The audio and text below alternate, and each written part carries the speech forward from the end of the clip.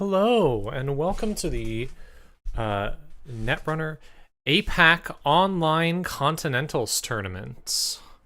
I am Juniper, she, her, go by Juniper Theory Online. You've probably seen me around in a few places. And I'm going to be the commentator for the first few rounds of this. Hopefully be joined by a few other people, but we'll see how things turn out. It'll depend on how who's available. Later, I believe someone else will be taking over for the last two rounds of the stream. But either way, it's going to be an exciting stream. We've got 7 rounds of Netrunner today, 4 rounds, then a lunch break, then another 3 rounds after that. And all of them will be 40 minutes. It'll be single-sided Swiss, as we usually do. If you don't know what single-sided Swiss is, I assume everyone listening does, but just to explain, you'll be playing 1 round against your opponent, chosen deck or corp basically randomly. The system that we have to run the decks does it for us. It chooses corp or runner for each person to make sure it balances out to about even for each player. Each round has 40 minutes. In the case of a tie, in the case of a timeout, each player gets to finish, the player whose turn it timed out on gets to finish their turn, the other player gets to take a turn, and then whoever has more points is the winner. And in the unlikely event of a tie, both players draw. Hopefully we won't see many of those today, because they aren't nearly as much fun as watching someone actually win. Should be starting in just about 5 minutes. I might go back to music in just a minute, but wanted to get started pretty soon. In the meantime, let me see if the decks are in. Looks like we don't have any info about the player base or what sort of decks they're running, but take a look at it. Hopefully that'll get in after the tournament has started, if that's a thing that we have. Yeah, we don't have the first pairings yet, so we don't have the different players, corp, and runner picks, but hopefully that'll be starting in just a second. Just to check, I am audible and everything. Y'all can hear me? You can say hi in the chat just to make sure it's all working. Yeah, we should be getting going in just a bit. Oh, it looks like it might have already started. Do we have pairings up? Or is that just for player meeting? Looks like that's... Oh, and it looks like we do. We have... No, wait. Just for the player meeting, I believe. So round 1 is not started yet. Oh. Just to double check that round 1 isn't started. And no one's in the... No one is in the tournament tab on Jinteki, so round 1 is not started. I got scared seeing everyone in their individual games, but it's just a test for the player meetings. Yeah. As soon as I get some more info, I will let y'all know how this is gonna go. I'm excited. I'm excited to see the new meta, see what people are cooking up. Hoping to see at least one Dirt Eater deck, because when I heard about that deck, I got extremely, extremely excited. I love that there's a deck called Dirt Eater. Love to see decks like that. Also, forgive me if I'm a little bit out of it. I am very tired today. Let's see. Yeah, we should be starting in just a minute. Once again, this is the APAC Continentals, so the Asia Pacific Continentals, the online version. The in-person APAC Continentals was held in Sydney, and that was last weekend. We should have video of it. We should have some live video of it up on the channel. If you want to go check that out. It was a very good tournament. Extremely cool. Definitely recommend watching some of that if you can get the chance. All right. We should be, should be starting in just a minute. Looks like they're checking to make sure that everyone is here. Oh. Meantime, is there anything I can go over? Let's check the info about this. Yeah. Also, there will be another round tomorrow. Tomorrow, starting at the exact same time, 6 o'clock my time, I believe 9 a.m. AWST. There will be the finals, a cut to the top 8 bracket. So tune in for that tomorrow if you want to see who wins the tournament. But for now, it's just the 7 single-sided Swiss rounds to see who's going to make that. We've got a total of currently, it looks like, how many players? 44 active players right now. Wow, that's a lot. Let's see. Any other info to talk about? Winner will get a Circuit Breaker Invitational. If you don't know about the Circuit Breaker, it's the tournament that is invite only. You must have won a tournament of some sort before the Circuit Breaker in order to make it into the Circuit Breaker. Now, this can be a very large tournament or a minor, like, local tournament, but you have to have won something. So the winner will get a Circuit Breaker Invitational, but also a buy at Worlds. So that is 1 free win at Worlds they can redeem, along with a bunch of other fun prizes, such as the top 8 get a double-sided magnetic click tracker. Ooh, double-sided Alt Art of Jatinio. Awesome. Lots of fun stuff. But of course, I don't think anyone's really here for the prizes. They're here to play Netrunner. All right. Player meeting is over, so we should be getting started in just a second. Oh, I'm very excited for this. Oh. This is not the only Continentals as well. There have been a few other big tournaments recently. Oh, here we go. Okay, so our round 1 pairings are up. So let's switch over to that and figure out where we want to go to. Let me see. I think I'll probably go to table 1. Oh, hang on. I need to do something.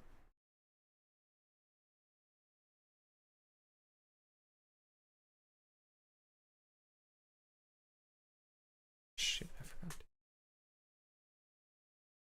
Hold on 1 second.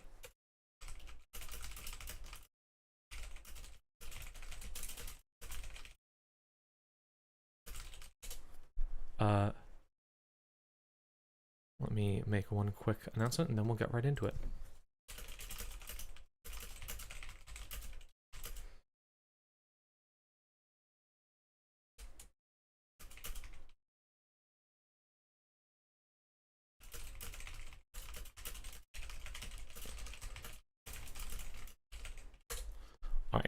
Figure that out. Let's get started. Let me check out table 1, see if they are down for streaming. As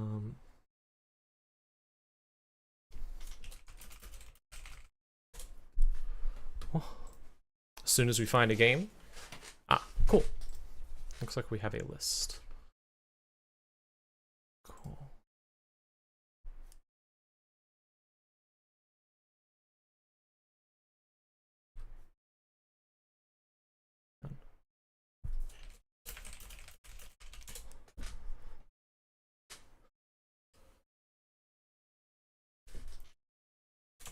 All right, I have to find another game to stream. Still looking for one we can do. Give me a quick second. It's always hardest on the first round because there's not really an obvious reason for me to choose one over the other, aside from just recognizing player names. Let's try maybe table 4.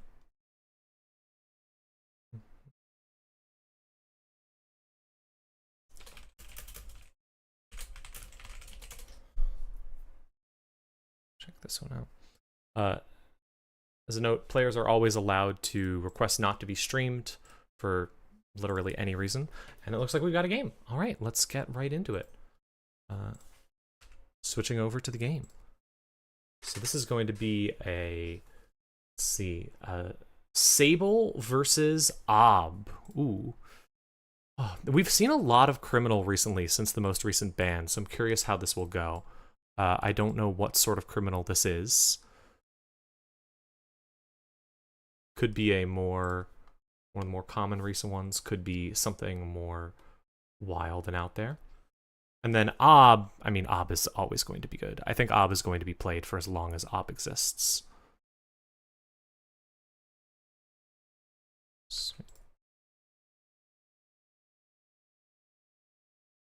So, getting started as soon as the timer starts, I believe. Yes, the timers will start in 2 minutes. In the meantime, let's take a look at some details for the tournament. So if we take a look at the tournament info, we've got, wow, 62% criminal. That is incredible. With 16 players on Sable, that's more than anyone else. Ob and Sable is not a super surprising combination, given that. A lot of Ob, a lot of Sable. I was curious if we'd see more Zaya, given the recent deck of the week that I really liked. But Sable's the most classic one. Mishla, a lot of mushy. She's very good, obviously. Going to be popular, basically always. Lots of Alco. Almost no purple. Very, very little Haspire Void in this tournament. I'll have to see if any of the three people, one person on Leo, one person on Poetry, one person on Thule, can accomplish anything in here. It'll definitely be rough going for them. Got 3 Epiphany, 11 Nebula. I'm curious if there's anything new out of Nebula. I found Nebula to get a little bit stagnant recently. There's one strategy for Nebula, and if it doesn't work, you can stall out a bit. So I'm curious if anyone's bringing something new. There should not be a single Cabanisa Woo. That is definitely a mistake. Wait. Yeah, that is definitely not legal. So who is I guess someone put in the wrong one. And it looks like we're about to get started, so let's go watch the game. So yeah, a Sable versus an Ob. This is a pretty standard matchup. How's the audio from the game? Not too loud. Seems reasonable. All right. Stalling ice, protecting HQ. Stalling card in the root of server 1. Wait, was our first click draw? Ah, yeah, okay. Draw and then stopped because realized that they weren't allowed to start playing it. All right. Got an early open market. It's one of the new cards in the newest set. Basically a drip feed of income. It's more complex than that, but that's pretty much what it amounts to. Why was there a Cavanisa Woo? Not legal. Immediately, the biggest thing with open market is that you can use it to install connections. So this probably means we'll be seeing at least a few interesting connections. Nuka's the most obvious one. If you're putting open market in your deck, you're almost certainly running Nuka for income. Followed by a Sure Gamble. Interesting. What was the money like to be able to do that? Okay, so started with a Sure Gamble, then open market, then Nuka, then clicked Nuka. That makes more sense. 2 West Coast NA players first round. I mean, I didn't have a reason to choose one or the other. I couldn't even see what decks people were playing. Yes, I just had to go as fast as possible. I think I just recognized Cybershark as a name. Admittedly, this is definitely, if you are from the West Coast, not the worst tournament to join. Like, you'll be playing from 6 p.m. to, what, 2 a.m. at the most? That's, for some people, that's a lot more reasonable than waking up at 9. Let's see, clicking Nuka again, playing a second open market, and immediately clean getawaying R&D. Now, this is interesting because, oh, wow, that is not what you want to see. Early score from Sable. That is definitely something you need to worry about. Although there is the threat then of meat damage if you get 4 points. Which my mind is completely blanking out on a card that I played constantly with a ton of copies in my deck. Oh my gosh, the new punitive Counter-Strike. What is it called? My brain is completely shorting out. It's measured response, of course. Yeah, measured response. That's something you have to consider in a thing like this. Although criminal can potentially just survive it with things like you have a lot of options with Class Act, which draws you a ton of cards. You have just the ability to make enough money to survive it. However, it's still, as soon as one player gets to 4 points, it's something you have to be considering. What did they say? They saw an anthill excavation project, which didn't get raised. That's interesting. I'm curious why they didn't trash or res the anthill excavation contract there. I'm not sure about that. Clicking for 2 credits and then playing extract. Looks like they spent all their money on hostile, so they couldn't afford it. That makes sense. Early Carpe Diem. Ooh. This is not what you want to see as the Corp when you're up against Sable, getting so many free clicks and so much money off of all of this. Then going to be able to use it to trash that hostile. Losing, what did we lose so far? Losing a transfer of wealth and a class act. I mean, that's pretty... The class act's maybe a little bit rough, but given you already have one. Blowing up, and then blowing up an excavator and an anthill excavation project, just really, really keeping the Corp off the board. Oh, wow, now there's an interesting card. Huh. Okay, Isolation is a card from the first set. It is, as an additional cost to play this event, trash 1 installed resource, gain 7 credits. That's not good most of the time, but in theory, if you're using it to blow up an open market or blow up a class act that you're then using to draw again off of, that's pretty powerful. I've seen a couple of people talking about splashing it, but I had not actually seen it till now. That is a wild card to add to your deck. That is one of the cards that has been on my list of, this is just stone cold unplayable. No one will ever play this. So seeing it here is just wild to me. But then again, other cards on my list included what's her name? Akiko Nisei, who became the subject of the girls deck that was so popular, and Daig Netcat, which Frogs played to winning the Vancouver Megacity. Right, heading into R&D, using Copulation to host an ice on itself, and then bravadoing right into an ice, just daring the Corp to res it. Cyber Sand Harvester going to make you a little bit of money off of this res. Ooh, and just resing a white space. Okay, that's interesting, because that's not going to do anything technically. It's just going to make the runner lose 3 credits. It's not going to keep them out. However, you can crack that Cyber Sand to put something else in a different server, wasting this click, potentially. We'll see what they end up going for. Here we go. What are we going to see? A few really good 1-cost cards. I know there's a couple that the Corp really likes to go for.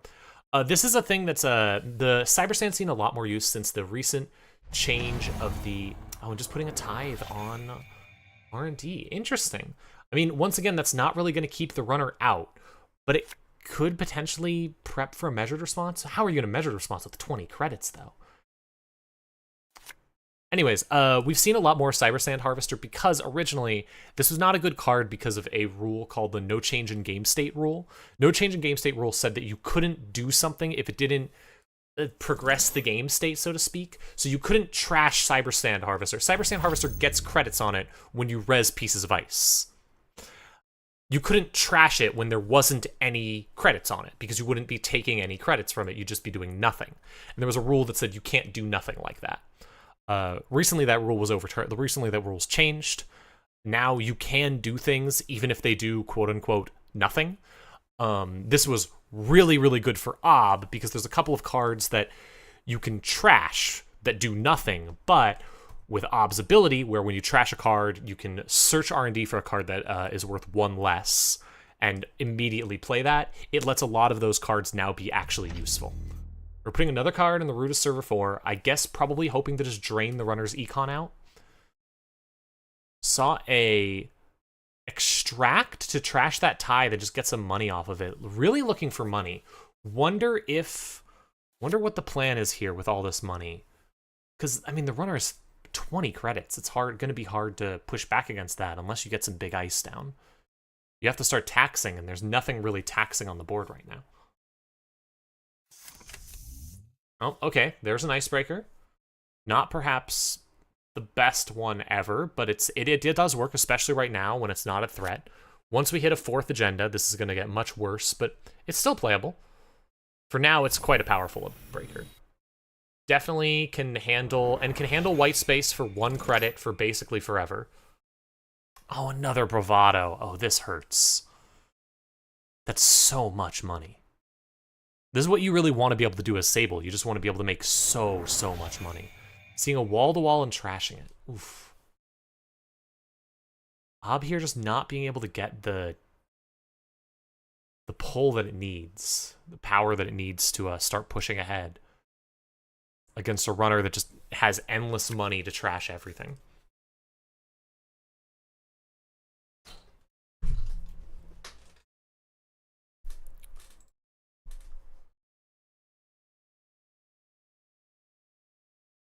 Let's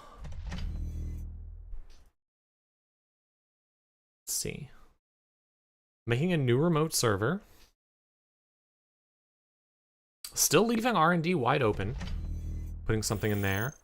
Oh boy, it's the boy. It's the horrible boy. Fut.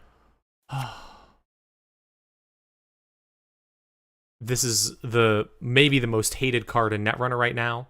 When your discard phase ends, place 1 power counter on this asset. The first time each turn an agenda is scored or stolen, you remove up to 2 hosted power counters. Do 1 net damage plus 1 net damage for each power counter removed this way. This makes any deck into PE. You play this in anything, and you are immediately going to be pinging the runner every turn with at least 1 net damage, usually more than that. Ooh, Hermes is not what you want to see here, especially because it means if they score off of R&D, you could potentially put the ice in front of HQ back, and then even start hitting with stuff like transfer of wealths even. Clean getaway, getting right back up to 15 credits immediately after trashing the FUT. Not seeing anything useful, but still getting credits off of a run, which is what you want to do. Let's see. Getting just a good barrier breaker or sentry or something to start taxing the runner would feel great here. Putting another card in there. Will we see another FUT? Decks that are running 1 usually run multiple. 3 installs. Finally has the money to probably res those things, so we'll see what happens here. Mark on HQ. We haven't seen an HQ run yet this game. We have the copulation, so if the runner gets into HQ, could potentially just see every card there. But probably doesn't have the breakers. Might be worried about discarding something important. Oh, okay, well there's another breaker. And there's the thing that can do it. Okay, this will get you into HQ, no problem. And there's the transfer of wealth. Ooh, all right, that is going to mean you're tagged, which, I mean, in theory could do something. Most decks aren't running tag punishment right now, but maybe this corp is running something. Let's see.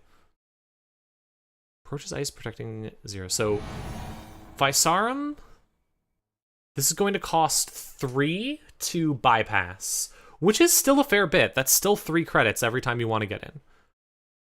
Corp loses 3 credits. Runner gains 6. Runner is tagged. Finding a excavator, measured response, definitely going to trash that, and an above the law. Ooh. All right, so we are at 4 points. So we are at the magical measured response number. Measured response, of course, is a card that says play only if the threat level is 4 or greater. Oh, and getting the click back to remove the tag because of Sable. I didn't even think of that. Obvious. Measured response being only if the threat level is 4 or greater, so 4 points have to be scored, and the runner has to make a successful run last turn, then you deal 4 meat damage unless the runner pays 8. So like right now, if the corp could suddenly get 5 credits and then play measured response twice somehow, that would instantly win the game, because the runner can't draw 2 cards. I don't think the corp has a way to do that instantly, though. Shuffling FUT and 1 unseen card. Let's see what this is. Oh, using Slash and Burn to score something out? Interesting. Oh, and going to go get FUT. Interesting. So, oh, that's a kill. That's a kill. Oh my gosh, I completely missed that kill line. Holy cow. Okay, so what happened there is a score of Azef. When you score Azef, using that to, you have to trash something with Azef. When you trash something with Azef, choosing to trash white space, using the white space to search out FUT from your deck, immediately putting a 1-cost card onto the table, and then that makes the Azef, instead of doing 2 damage, deal 3 damage, which is an instant kill. Oh, you gotta be careful with decks like this. That was awesome. That was very cool. I love those lines, even if the card scares me. You can never feel safe against an ob deck. Oh, all right, let's see what else is up. That was a pretty fast game, honestly. Only 17 minutes. What sort of pairings do we have if we look at identities? Let's see. Could go look at the a number of Alcos. Got, how about can I look at that game? Let me see. Yeah, let's go take a look at table 2. The Sable versus Nuom deck table, if it's still running. Let me see. Can stream this. Quickly click off in case we can't. Mind if we stream? Just a second, just to double check that we're allowed to stream. Always give players permission to request not to be streamed.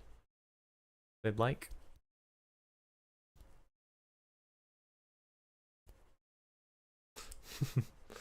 Looks like this might be a bit of a rough game. We'll see though. All right, looks like we're good. Shifting into the game. Ooh, yeah, this definitely looks like it's a bit rough for the runner side. What's happened? Lost Pretty Mary to Sylvia, Fisarum Entangler, had 3 petty caches removed with their game and 1 spin doctor. Looks like a runner doesn't have the most confidence in things right now. I mean,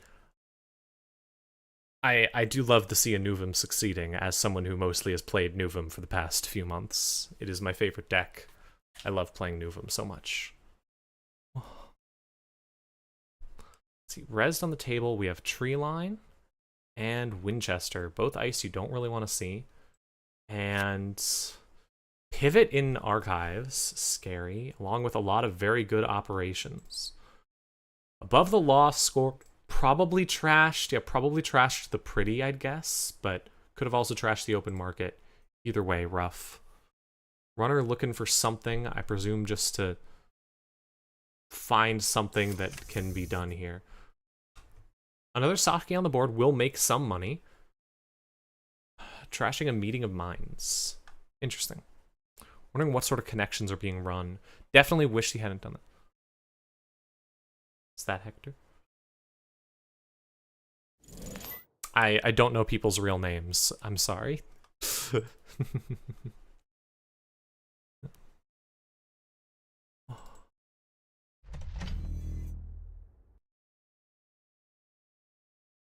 Let's go Hector, I guess. Keep performance indicators, place 1 advancement counter on a card in server 3. Yeah, so that's going to let you advance that and get the Nuom trigger. Looking at the top card, choosing not to trash it, which is interesting. Makes you want to go check what's in there. Just a double advance. Could be, probably, I'm guessing, a 5-3. Probably a Basalt Spire. Decks, I mean, there's only 2 5-3s you can run in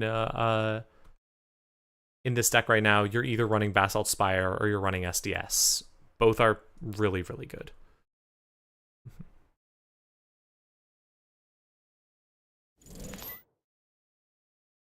I personally prefer Basalt Spire. I think SDS might be the better card, but I find Basalt Spire to be more fun. Comraging teams to play Nuom.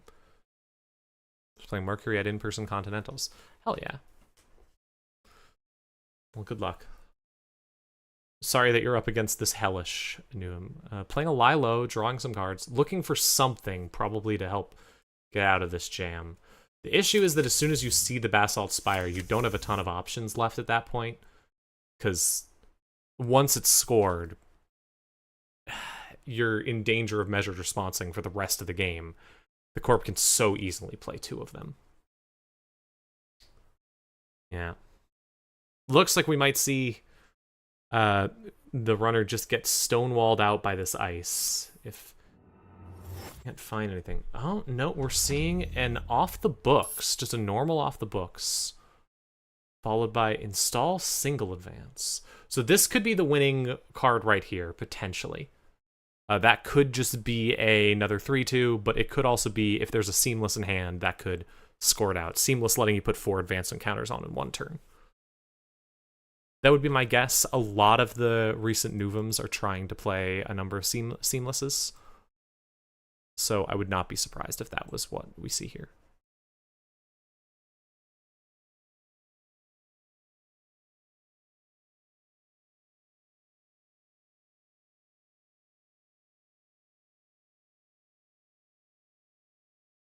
See how this goes. Trying to figure out options. Mercury's in a rough space right now. Yeah, if you're in this sort of spot, you start oh.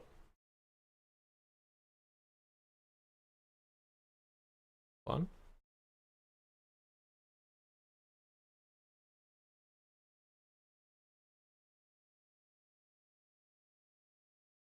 Looking to try and figure out a judge call real quickly. So we'll see what happens here. Continentals is a bit more serious than most tournaments, so while in normal tournaments you just take things back very easily. It's one thing I really like about the Netrunner community.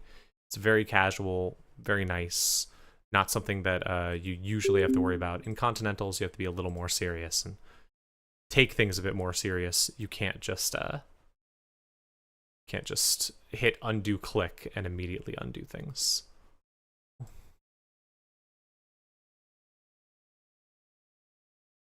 Hi, Cror.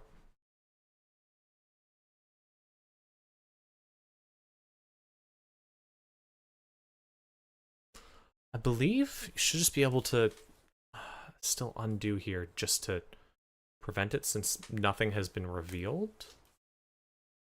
We're still on click 4, so I think you should just be able to undo that.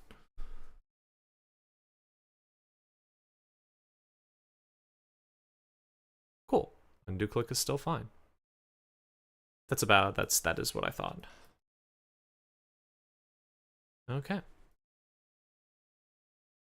Always call a judge if you're not sure, even if the answer seems obvious.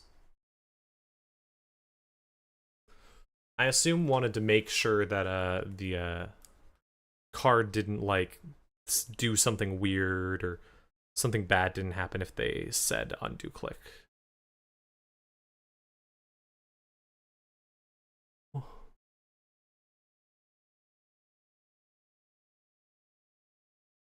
All right. Now we can continue this game.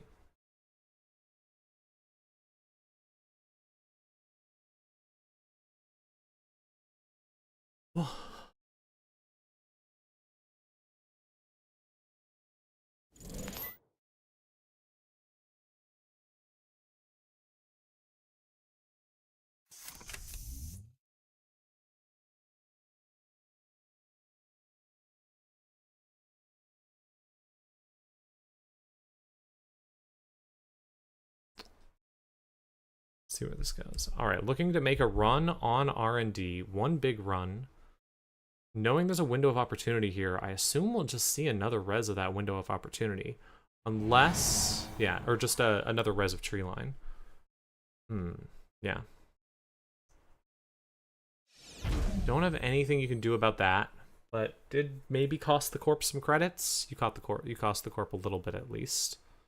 And you saved a click installing that by Sarum. Could potentially try and drain out a little bit more and then go for a run on that server, but most likely I'm thinking that this is going to be the end of the game. With whatever that is in server 3, gonna help advance that out to a win. Could be wrong though, it could just be a single advanced 3-2 or something like it was last round. Trying to bait the runner in, even.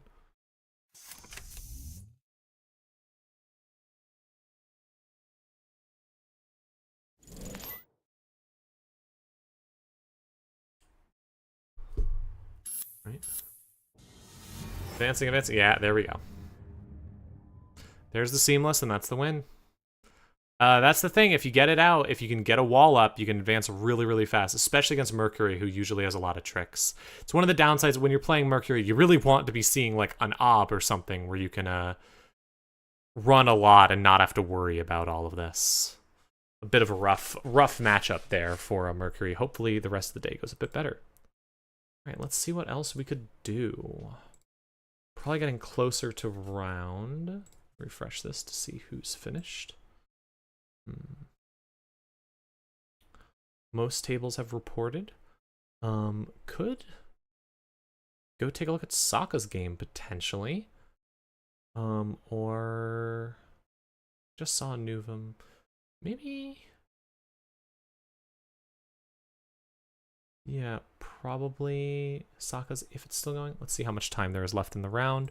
Might just go to break at this point, given how this is. Let's see. Looks like we still have a full 16 minutes, so I will go check out one of those games.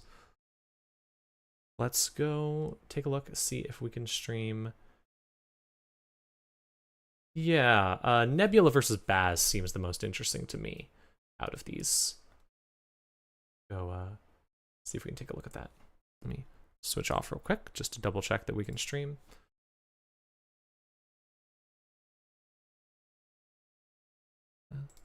Give me a quick second.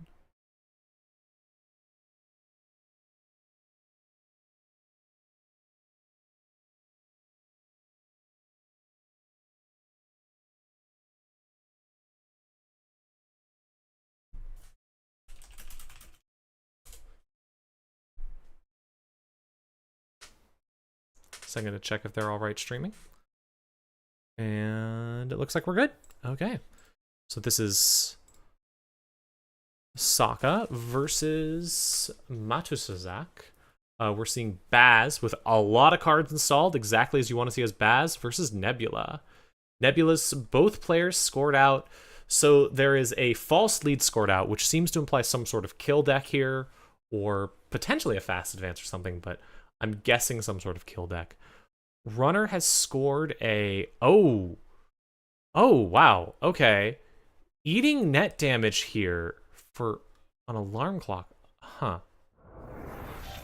Wait, what just happened? Hold on. Proteus Samaximon fires it, trashing 3 cards, taking the 3 damage, getting in, de-rezzing Mestinevesto, and flipping the identity. I guess just determining that, okay, well, yeah, if the corpse on no credits, and you just want to get in, you're going to flip the identity, you're going to stop them for a bit, you're going to slow them down, you're going to get in, you're going to see what's there, and you're going to get the Baz trigger, you're going to get something de-rezzed with the hardware. Baz's special, when you make a successful run on HDQ, you can de-res something. Potentially worth it if you're willing to be brave. I'm always scared in a scenario like that because, oh god, what if I hit something I can't break? However, you can also use alarm clock to bypass things. Oh, this does also open up the ability to do it again the next turn. That's true. Didn't even think about that. Because on the next turn, you can run back in, and this time you can use alarm clock the way it's supposed to be used. Namely, click alarm clock twice to bypass whatever you run into. So, Sokka is not going to res the first piece of ice here. Both players extremely low on credits. A bit less bad for Baz than Nebula, I think, because most of Baz's hardware is so close to the ground and so cheap. Running into Samak, going to have to break this with... have to bypass this with alarm clock, because... Well, not going to go for it. Just going to jack out. Interesting. Choosing not to break. Could have also potentially used Devil Charm plus Crew to try and trash that. Was potentially hoping Sokka would re-res the Mestinevesto and then be able to blow that up and have the corp at no credits, but that would be a very bad decision. You shouldn't do that. So, good job, Sokka, for not falling for it.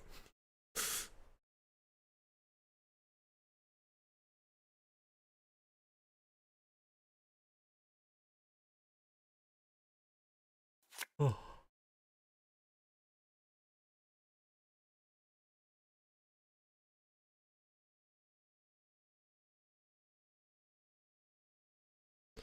See where this goes next. Just drawing up and taking some credits, always a safe play. Petty cash, great start. Just 2 credits is worth it, especially as Nebula lets you flip your identity.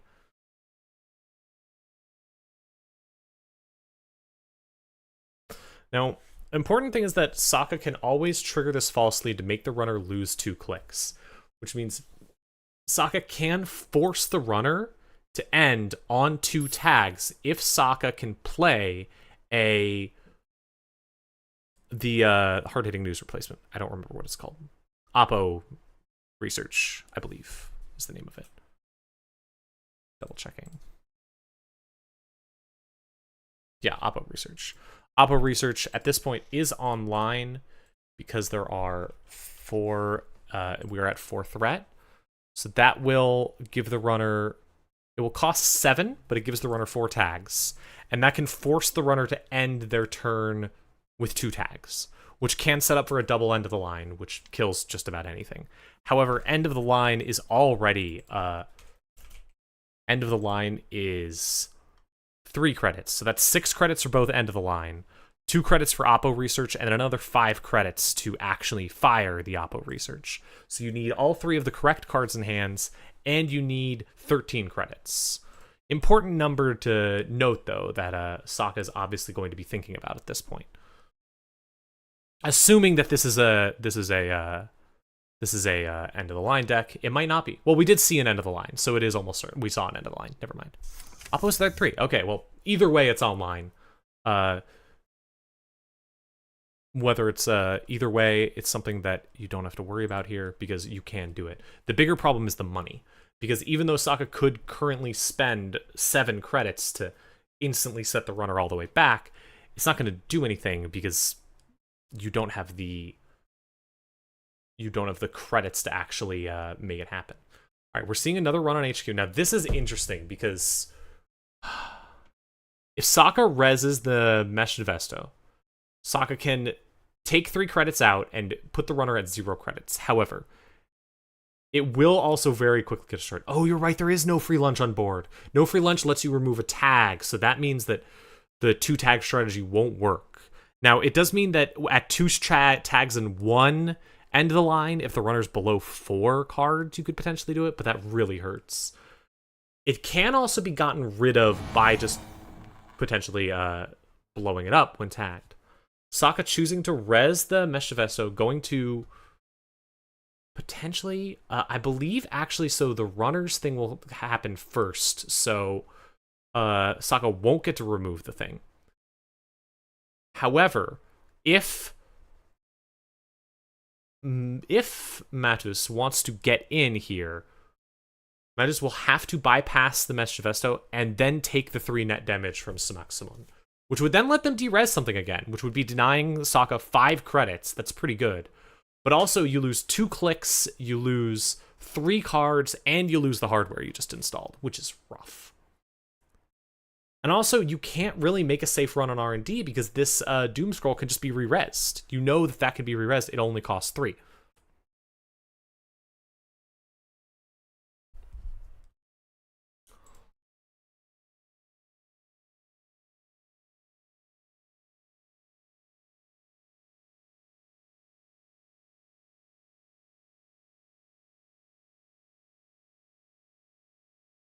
Yep. Asking about the timing there. As I said, it's the runner's turn, so the runner gets to choose first. The runner's triggers happen before the corpse triggers. This is, of course, why the famous card, An Offer You Can't Refuse, is the most broken card in Netrunner in terms of defying all the rules, because it causes a run to happen on the corporation's turn, thus meaning all actions actually happen for the corp first instead of the runner. the famously weird interactions there. Fortunately, that card doesn't exist except in Eternal, because it was a mistake. So, going to bypass that. Yep, then going to run into Smaxamon, let that fire, take the 3 damage, get in, and de-res something. Dangerous play. Oh, going to trash the Smack. Interesting. Okay, just trashing it so you don't even have to worry about the trigger. Wow. So now there is 1 ice that Sokka would have to spend. Oh no, the hedge fund there! Oh. Alright, well, it's still rough because the runner can still get in there every time. Just to do it by party, bypass explicitly causes one encounter to stop being pending. Yeah, that's true. Yeah, no, it does. But if the corp did it, if the corp had the encounter option first, the corp could have done that. But yeah, if you bypass it, you are encountering the ice. It doesn't happen anymore. Okay. Re-encountering it, bypassing it again. This is powerful. However, the runner is wasting 2 actions here every turn. But Sokka really can't afford to get this de-resed again, right? That would go down to 0 credits. I'm so curious where this is going to go.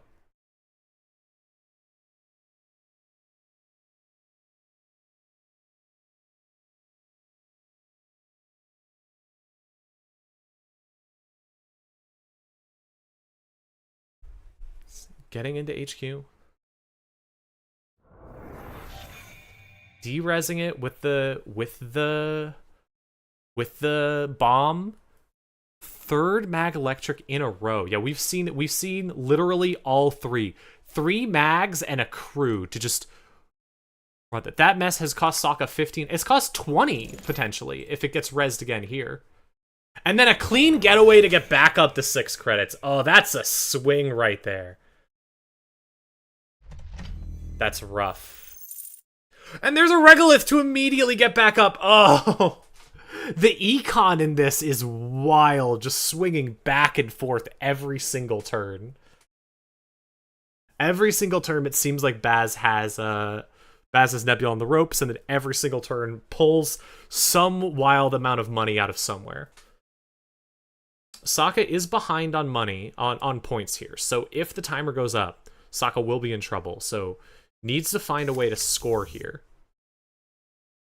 Another Devil Charm doesn't really do anything here. Oh, wait, hold on. Install 1 resource. So, could install a crew here. I want to see it. I want to see the crew installed from Grip. I want to see it. Come on. Let's go! It's the 20 cost Mestney. This has been rezzed 4 times. It's been de-rezzed 3 times, and now it's about to get blown up. Oh my god. Beautiful, beautiful play there. Just love to see it.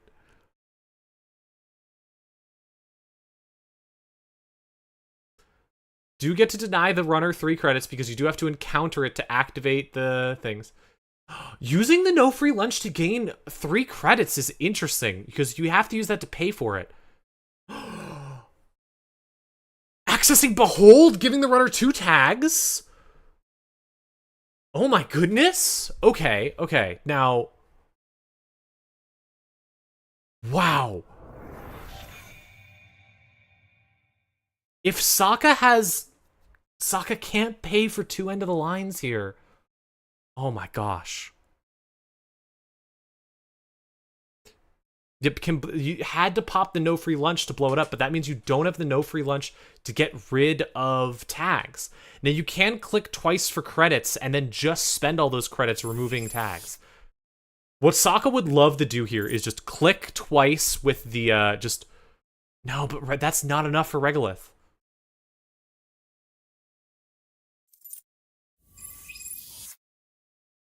No action happening. All right, let's see.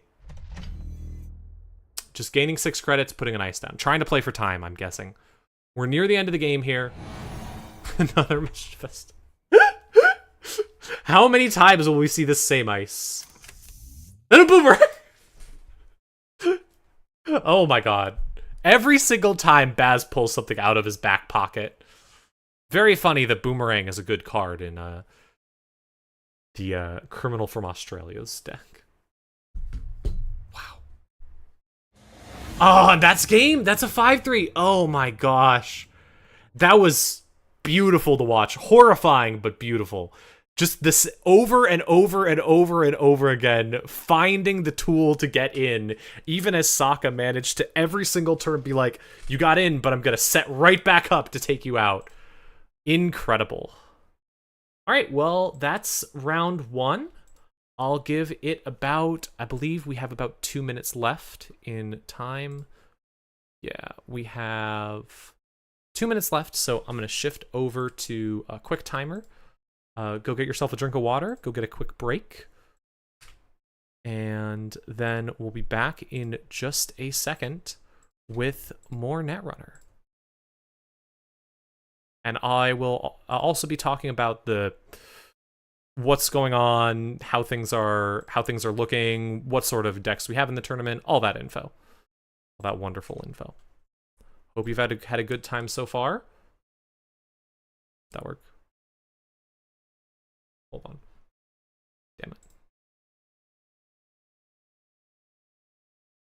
Let me get this set up, and there we go. I'll see you in just a minute.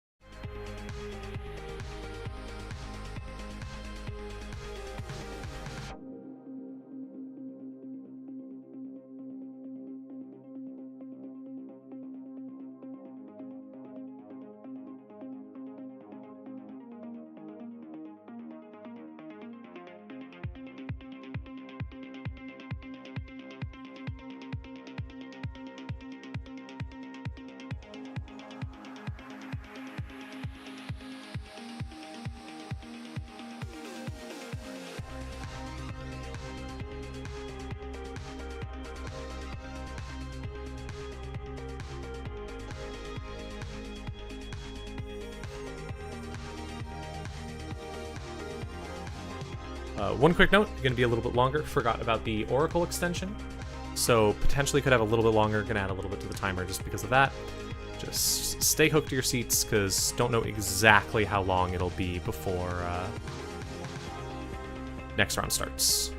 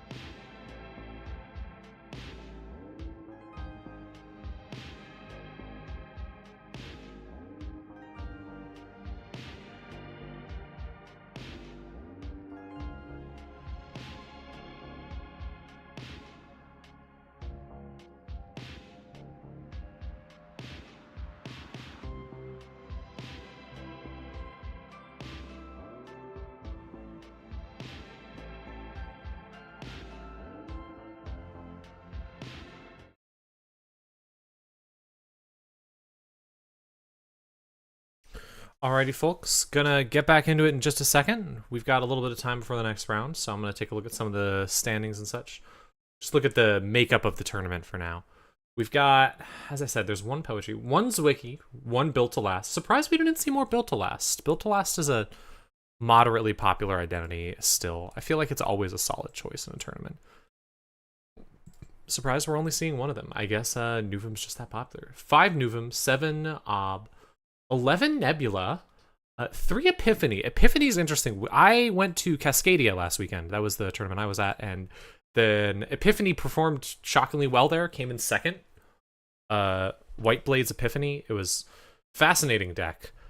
I always kind of thought Epiphany was not very good, so I'm curious to see if those are doing things similar to that, but we'll have to see how it goes. We've got, and then of course, 13 Alco. Everyone's most current, the current Netrunner bogeyman. And then on the other side, we've got 1 Tau, 1 Lat, 1 Dewey, 1 Asa. Surprised we don't see more Asa. I mean, these are decks that I feel like are always going to be good. Even, I guess Asa did just lose, what's his name? He's just got banned and I've already forgotten his name. Beautiful, beautiful net damage boy. Helps you get into servers if you're a couple months ago when he wasn't banned. Bankar, thank you. I'm very tired. 1 Baz. We saw the 1 Baz. Congratulations, the 1 Baz for winning. 2 Lu. Surprised we don't see more Lu. I feel like Lu's very good still, but I think it's just being crowded out by the Sable. And then 7 Hosiko. I hate to say it. I hate to see when Hoshiko is really popular because it means that the most popular thing to do in Anarch is usually Reg Anarch, and I don't want to see Reg Anarch. I'd like to apologize for calling him a beautiful net damage boy. That's fut. Net damage has no gender. Their gender was banned. Their gender has been banned from the tournament. Curious to see 3 Arisanas. That's interesting to me, especially because I feel like most players on Arisana were running mags or such, but I guess maybe Arisana's good right now when you can't run. Maybe that's the thing you want to do when you can't run a deep dive. Everyone in Shaper, I feel like, is kind of trying to figure out what you do with Shaper without deep dive.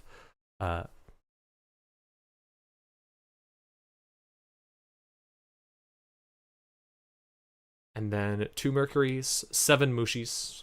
Mushi's great. And yeah, interested to see where this goes.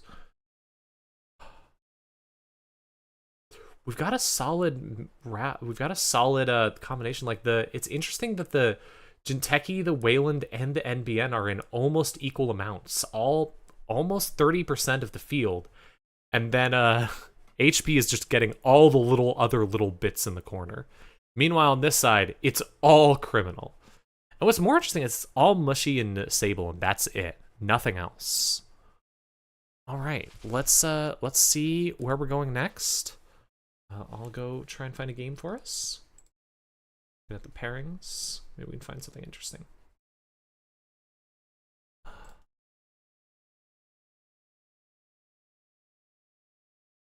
God, maybe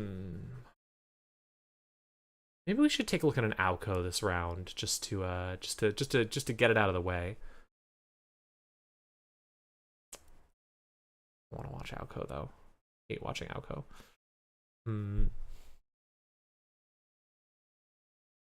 Go take a look at. Let's do perhaps table 6, which is Alco versus Hosiko. 2 very standard decks. Take a look at them, see what they're up to, see what people are doing with these 2 very normal decks. Let's see. Go take a look if I can do that. Be right back while I get that set up. 1 second.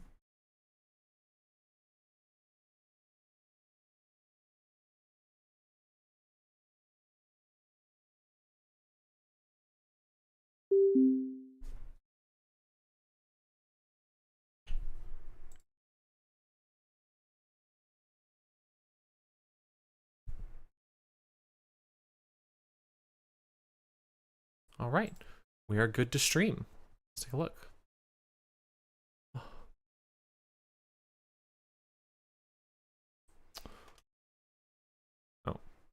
Thought I transitioned over that, but it did not seem to have worked. Okay, well, now it's on the right screen. I thought I clicked off that. Okay. Started in just a bit. Sure it's all just one deck? I mean, we can check while we wait for the game to start. Like, it's, I don't think these are all one deck. Like, okay. Jinteki is all one deck. Yes, you are correct about that. However, green, we have Ob and Nuom almost equally, and while yellow is mostly Nebula, there are some Epiphany. So, yes, Jinteki is just one deck. You're right, but there are others. There's a little more variation here. Shaper play the artist list. I'm curious about that one. I didn't see that list. Let me see. Aggressive Ari lists. There was an Ari list at Continentals, at APAC Cons in person. That was, oh, it was first place in Swiss. Okay, all right. I wasn't able to pay too much attention because I was very busy that weekend. Yeah. All right, looks like we are starting the game. Let's get right into it. Curious to see what these decks are doing. These are kind of the most standard decks in the tournament. Hosiko is the second most thing. We've already seen Sable, which is the most popular one, but Hosiko is the second most popular runner, I believe. And then the most popular corp is Alco. We know what this is going to look like. It's going to look like trying to do a lot of net damage. There's a few builds that are more interesting, and then there's the more standard build, which is doing lots of pinging net damage with Bladderworts to slowly just whittle down the runner until you can land a kill somehow. A lot of ways to land a kill, a lot of things you can potentially do. Let's see where this goes.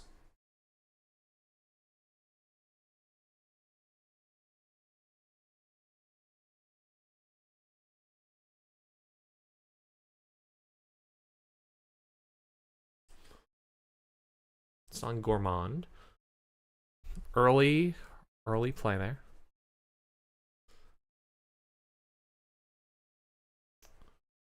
Gourmand being the imp replacement. Oh, and immediately trying to trash whatever's in server 1. Interesting. Cohort guidance program. Probably not. I mean, it's interesting because usually I feel like you want to save the pinhole threading for stuff that's more of a threat, but that does get it out of the way early, which feels good, especially for a card like Cohort that's going to be getting the corp lots of money. And they put it behind an ice. Just getting that out of the way helps. Also, actually, no, in the case of Alco, you really want to get rid of that because Alco can get counters from that. Having a Cohort down early gets your econ immediately going because you can start activating Alco every single turn. Now Mr. Styx is going to have to, they're going to have to find some other way to start triggering Alco by dealing damage or getting another Cohort or even just playing Hansai Review, which will work. Any of those will work, but they have to do something to try and start getting that up. Otherwise, they basically have a blank identity until they do. It's one of the biggest difficulties with Alco is that if you can't get that early stuff off, you can really start stalling out when your identity doesn't do anything. So getting that down early, well, normally my brain was still in my brain was thinking about with other Jinteki decks, getting rid of the Cohort, it's good, but wouldn't you rather get rid of like a FUT or something? But this just destroys the Corp's momentum in that way. So Corp is really going to be looking for something else to do here. Putting down a Gachapon, a Mystic Mamie, and just drawing 2 cards. Reasonable start. New card in server 1 and a card in server 2. Runner is grabbing number of cards. Lots of things could be grabbed here. Paladin Poema would be a lot of good econ. Twinning is really important because it's probably your win condition here. Botulus, though, could get you into the server 1 if you're worried about whatever that is. It depends on how worried you are about whatever's in this server 1. Do you think it's another Cohort that you really need to get rid of, or is that going to be just something that you don't need to worry about? Do you want to set up for the late game with a twinning, or do you want to start immediately trying to push it? Grabbing Paladin, interesting. I mean, that's going to be econ. Having econ against a deck like Alco is important. Just means you're going to have the money to keep playing for a while.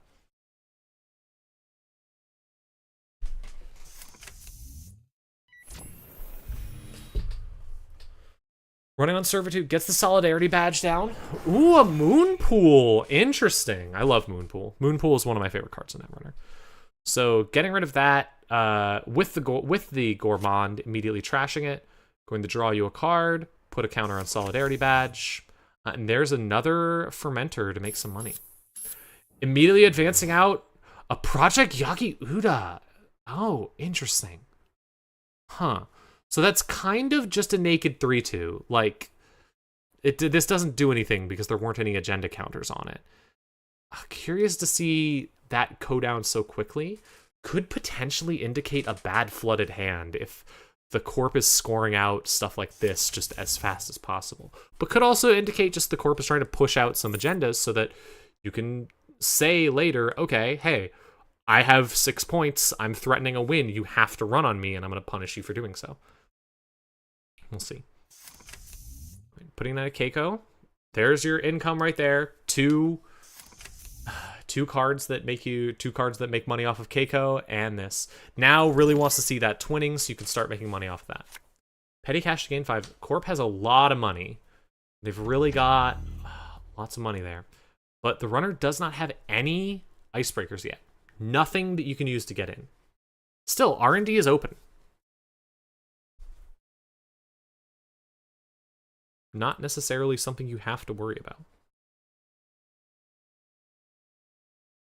Oh.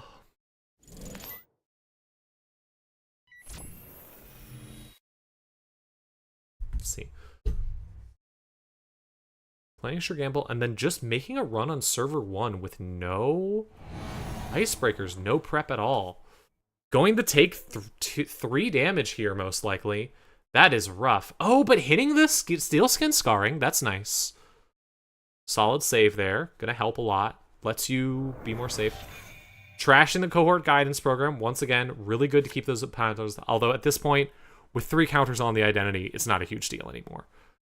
It's still important, but it's not as important. Stopping that first one is the most important because it means the Corp can't get that stuff easily, but now at this point, you're less worried about it. 15 credits, 5 cards in hand, feels pretty good. What did they lose in that? Lost Steel Skin, possibly a Leech, and a Gourmand. Losing the Gourmand is rough against Alco, which is usually doing an asset spam strategy, but it's reasonable, survivable.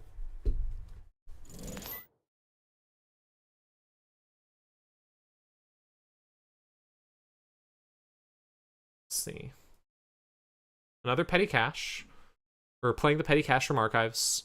Getting the free money from it. Pretty good card in Alco because you can throw it away with your identity ability. And then safely play it in the future. But still something. Alright, so Corp is now on 3 points. Interesting start. It feels dangerous to just push out agendas like this, especially with no FUT on the board to deal damage, no way of pushing back. But it does force the runner to start running against everything just to see if they... because you're at 3 points, 2 more scores wins you the game. A Moon Pool or something could potentially just end it.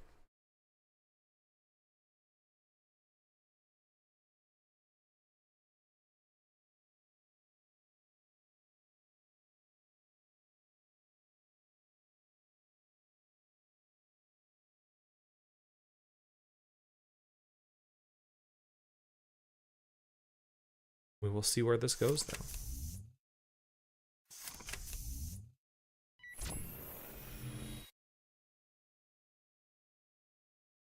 Right, installing a boomerang on that anemone to get in there safely. Finding another Moon Pool. Ooh, that's the second Moon Pool.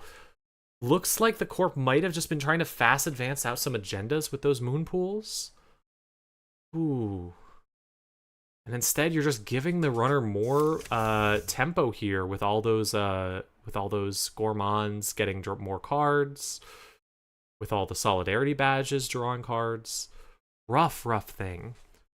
A lot of decks, especially Corp. I do this with Corp a lot because I'm good at Netrunner, but because I enjoy playing in ways that are emblematic of someone who is not less good, but like just going for a Netrunner. It is easy to just play as a Corp with just putting stuff behind ice and hoping the runner doesn't go for it.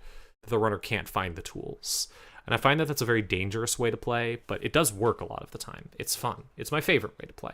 But it does mean if you go up against someone who is really trained and knows all of the possible tools, they can really, really run you over if they know exactly how to prep. However, sometimes you go against someone who doesn't have all the tools and you could just score out really fast and get him. Using sticks to purge, interesting play. Stopping the leech and the fermenter, just denying the runner some credits. Eventually you have to do it with a fermenter to get rid of all the money on there. But it is rough when the runner has already 13 credits to go for that.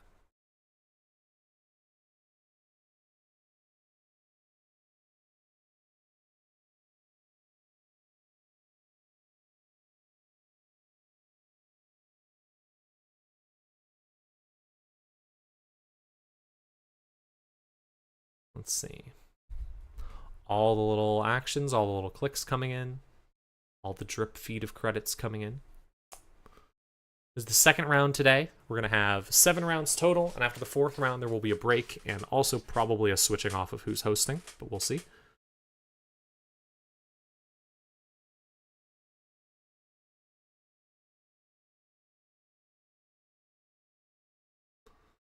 Lots of thinking here.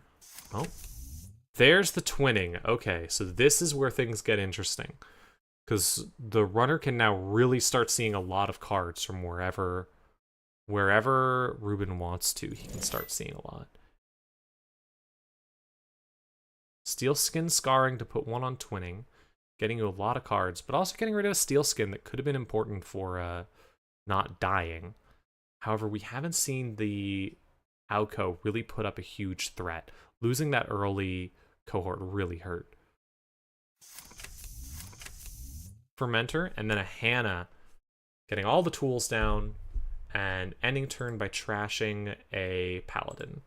Exactly what you want to see there from a steel skin. Lots of cards you can play, and then a card that you don't even care about that you can just throw away if you're going to have to throw one away.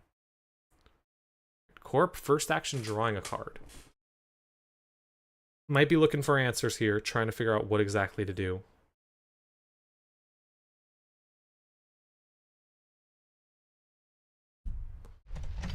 New remote.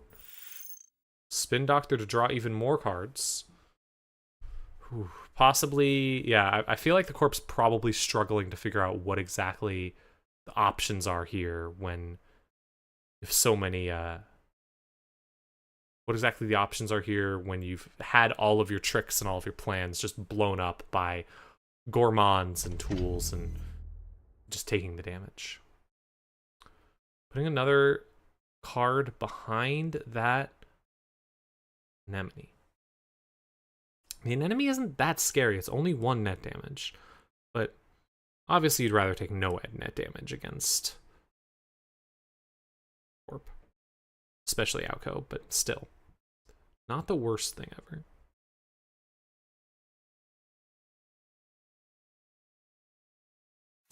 Ugh.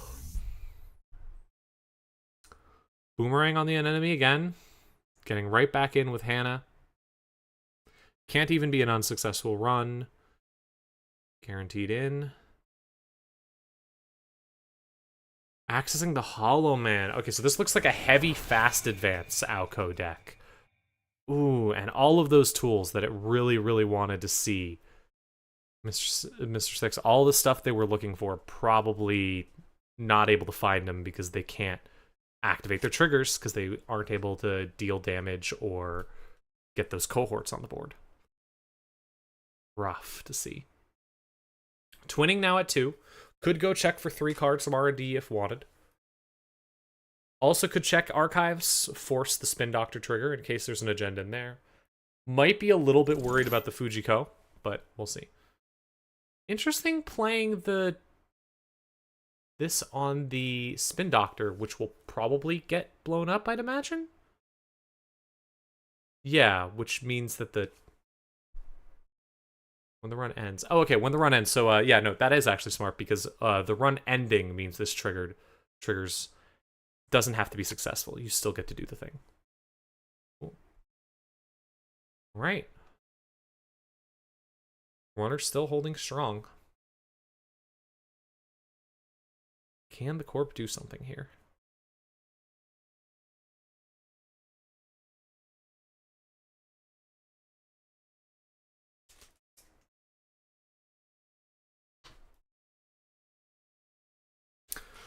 Well, I'll have to check. Did we see any Zayas in the tournament?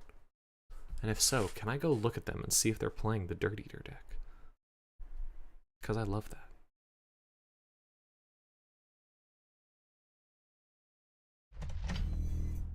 Let's see.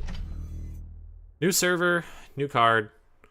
I'm guessing that this is just going to be like a barrier. Just a barrier that keeps the runner out, a card that can actually stop them, and a card that might be really important, like a cohort or such. This is the issue with scoring out agendas like that early. This is one of the difficulties, is that if you can use it as the basis of, okay, now we're competing, but I already have some points, it's great. But if you can't get those last two things, you just end up sitting and waiting for some sort of advantage that doesn't come. You just, you end up really slow because those agendas don't do anything for you. Like, if it had been a sting or something, you could have at least hit the runner a little bit, but both of those agendas don't really do much for you in these scenarios.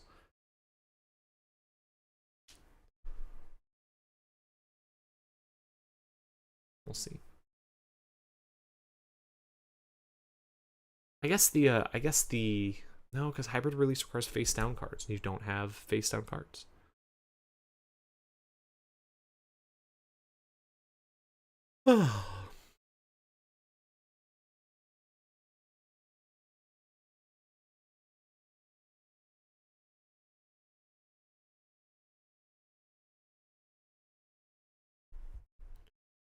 Trickster to add one to itself, just all of the money coming in.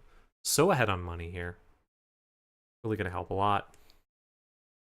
But could potentially be kept out by these things. Like, this is the thing. The runner could just completely stall out if you can't find Ice Break. Never mind. Yeah. If the only ice the Corp has is an enemy and you have enough boomerangs, you don't need breakers. But that'll help a lot. Rising Tide isn't maybe the breaker you want to see here with nothing in your bin for it, but it's still points. All right, going up this Corp, seeing a Tatu Bola.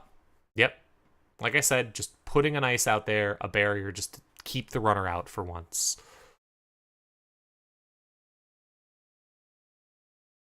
Oh, good. Paying 1 from Trishotaka just to get the twinning counter. Finding a Regenesis. Ooh. I wonder if you run Archives now, because that Regenesis implies there is something in Archives. However, that would put you down to only 2 cards in hand if it's a Fuji, which I assume it is. So you might just want to leave it. But if you leave it, it might get spin doctored back. Interesting choice, gamble here.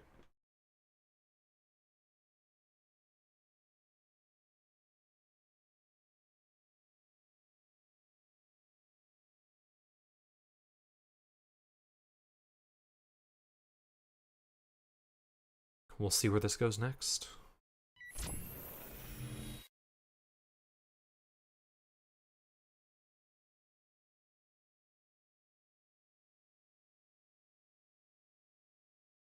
Browsing RD just going to hit for as much damage as you can. Ooh, seeing the Fuji. That's 5 points right there, but you are down to 2 cards. Maybe Mr. Styx has some sort of thing they can do here, some sort of kill line that I don't immediately see. Probably involving Fut. I don't know. Moonpool, Fut, play a hybrid release, immediately score out the hybrid release. That's my theory. That's the line that's going to kill. That would be 1 damage. That's not good.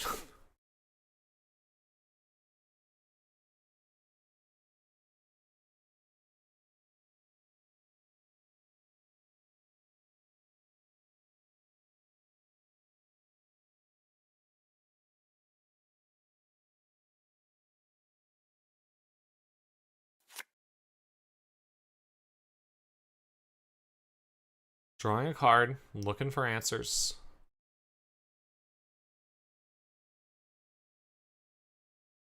Gonna struggle to find him against this setup. You really need a big scary sentry or a big scary code gate at this point. Preferably one with more than 2 subroutines. Of which there are not many, unfortunately. It is not a very common thing. Putting a card behind the sentry, knowing that the runner can just get into the other server, I presume. Oh, no, putting something there. Right, because the ice was swapped out. Right. That is 2 cards installed, so potentially there's something you can do there, but still no ice on R&D. So the runner can just run on R&D, run on archives, try and find whatever's there. Might be a smart play. I mean, if you find 2 points, you instantly win, and turns off a Regenesis as well. But instead we're going to see a Buzzsaw, which might indicate trying to get into that server over there. Still, I would be worried about some big scary, something big and scary.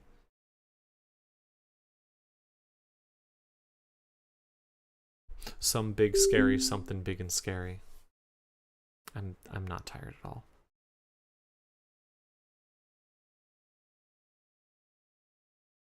I don't know who joined the game as a spectator. If you're someone watching the stream, though, please don't spectate the games. Please watch them on the stream. But if you're not, if you have a good reason to be there, that's fair.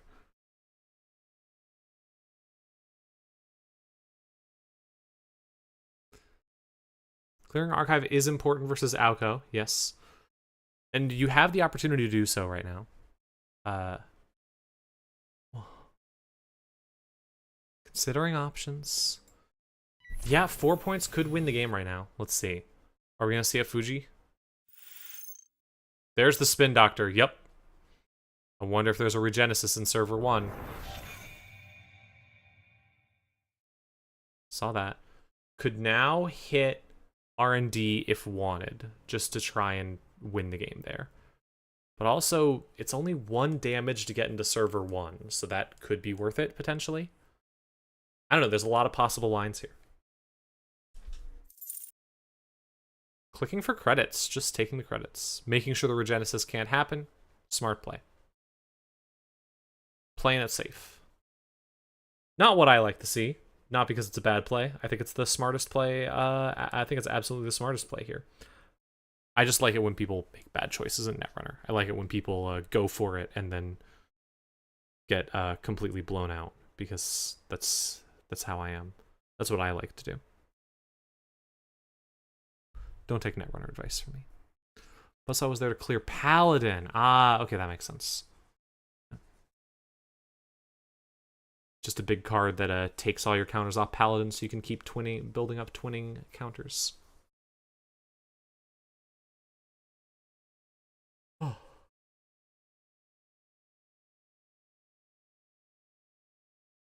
Styx not resing anything before beginning of turn seems to imply to me that that was a Regenesis, which is rough.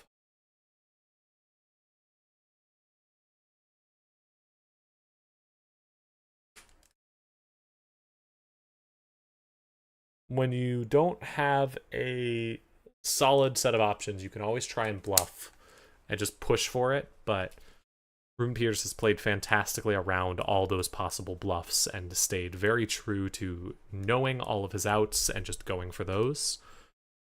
So we'll see. Right. Puts ice in front of R&D. Finally blocking there.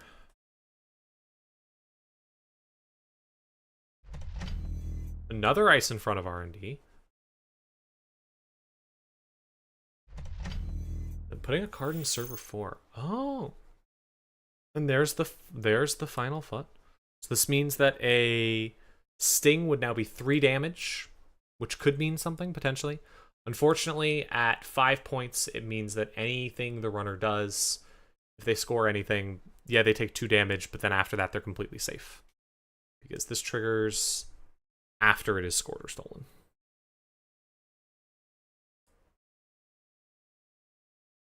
Oh.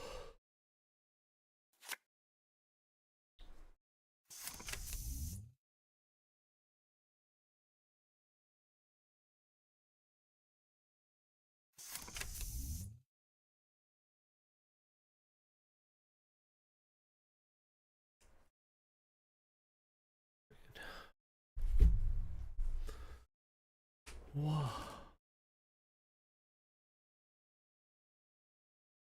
Playing Echelon has the full Breaker Suite, has 20 credits, has a 4 counter twinning. This is rough. Probably no Sting, but pays to be aware of your options. You've got the credits to get into anywhere. You've got the twinning counters to see a ton of cards from everywhere. I don't know what you do as the Corp here.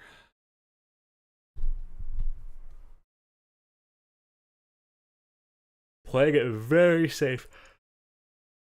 Ruben Peters is just slowly dismantling the prison, focusing entirely on that. Smart place.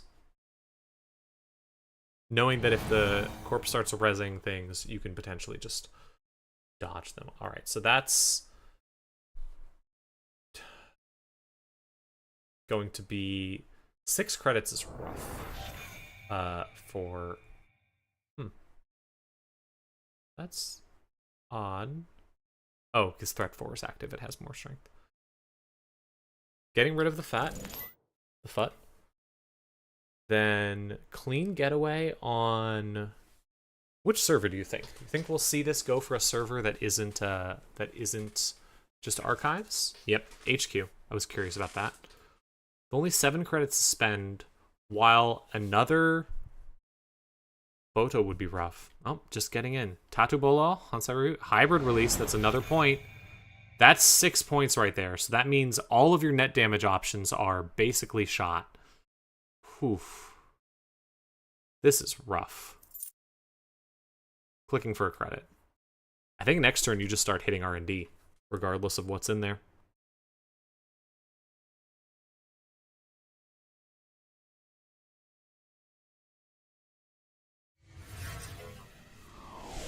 Choosing to purge virus counters.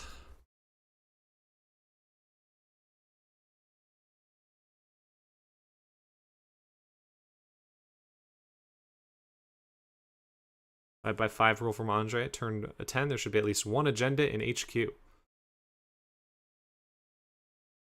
Yeah.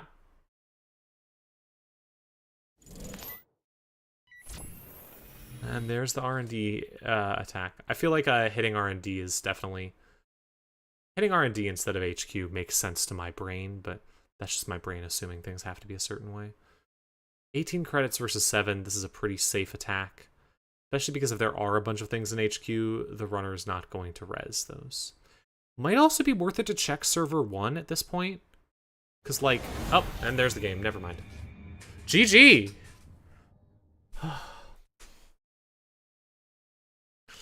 I'm so sorry, Andromeda. You're a little bit late.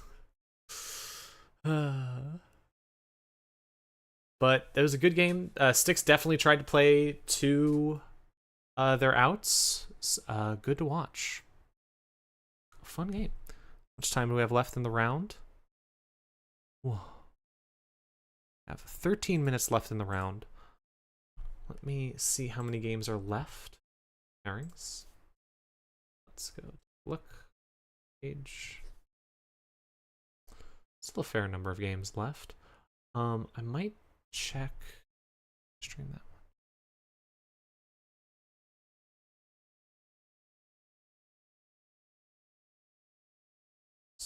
Saw Matsuzak. Maybe.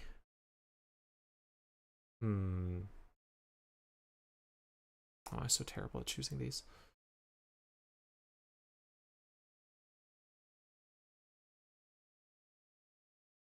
Maybe check table 13, which has an Arisana at it. I'm curious as to what deck that would be. What's going on there? But actually, given where I am, I think I might just pause for this round. We've got about 15 minutes until the next round. Most of the games are wrapping up. Yeah, I think I'm going to take a short break from the stream. We'll be back in about 15 minutes for more Netrunner. I'm going to go get a snack and keep myself running for the next thing. Nuom at table 18. That is another Nuom. Fair. But I'm going to take a short break. Take care of myself. And then I'll see you all in about 15 to 20 minutes when we'll be going on to the next round. Yeah. Take care of yourself. It's a long day of Netrunner, regardless if you're in the tournament or not.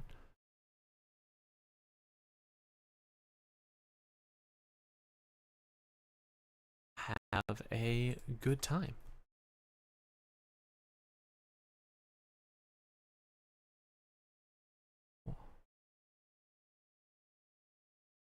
See you then.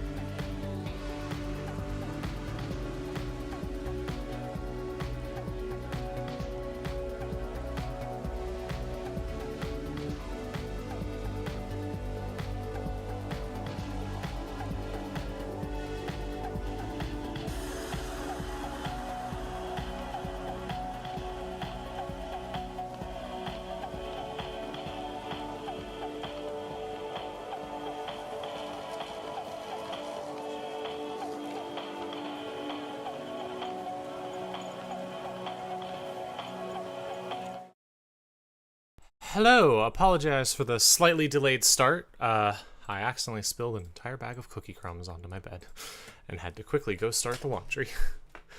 Such is the nature of having a little snack.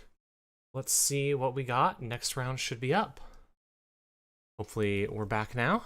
Let's get everything back up and see who we want to stream next. Load the page. All right.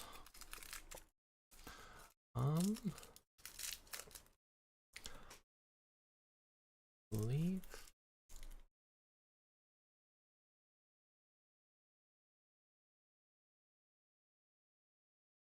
Let me check this real quick. All right.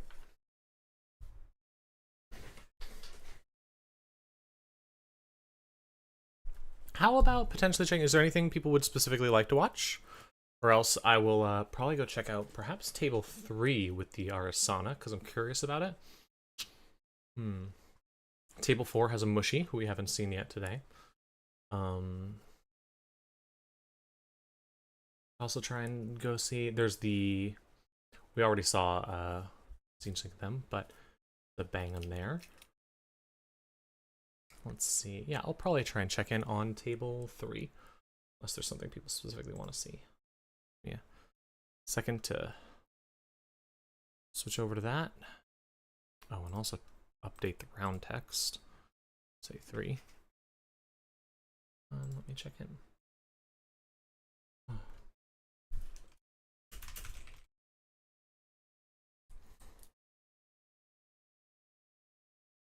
Poetry Rosari. I'm gonna check this one out because it's higher in the table, but see if maybe Alco can do better. But I do want to potentially see the poetry if possible. See how they do. All right, yeah, it looks like we are good to stream that. So I'll switch over to that just as soon as the game starts. For now, though, we can take a look at how the standings are going. Only 2 rounds. A lot of players still winning.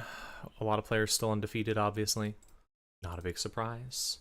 Any really interesting stuff in the top tables, though? There's a Lat in the top. The Bangin' and Baz being 2 and... I would love to see that Baz go all the way. Especially after that beautiful performance in the last round. I would love to see Baz actually win. I'm worried about Baz up against more low to the ground decks, like Alco and such. But, let's see how this goes. Okay, looks like we're good to go.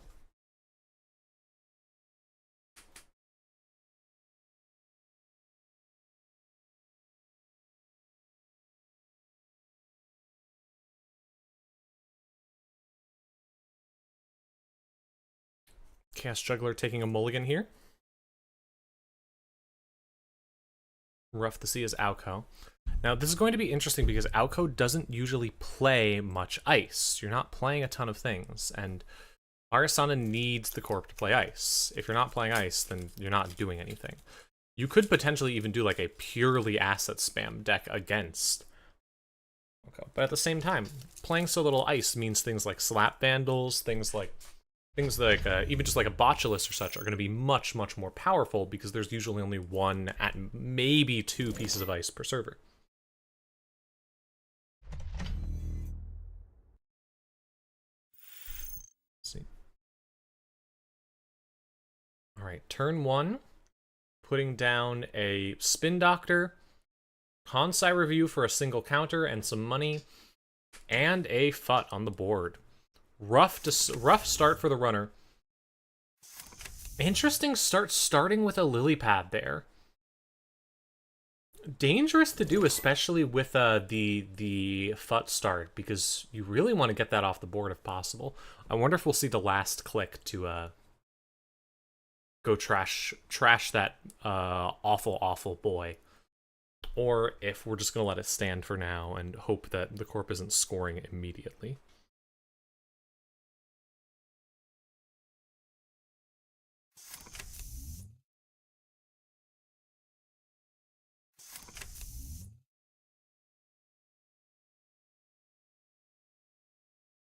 Let's see. Oh, no, we're going to see a Muse and a Coalescence, which is a great start if you can start doing stuff with that. Really need to see some way to actually start working with this. Another spec work would be great, or Knick-Knack is the best option, almost certainly. Let's see where this goes, though. The Arasana decks and this sort of shaper in general really wants to spend a little bit of time setting up, which can be very rough against a deck like this Alco that just wants to go so fast. Curious if we're going to see like a hostile architecture or something to stop the runner from trashing that FUT now. See what sort of Alco this is going to be.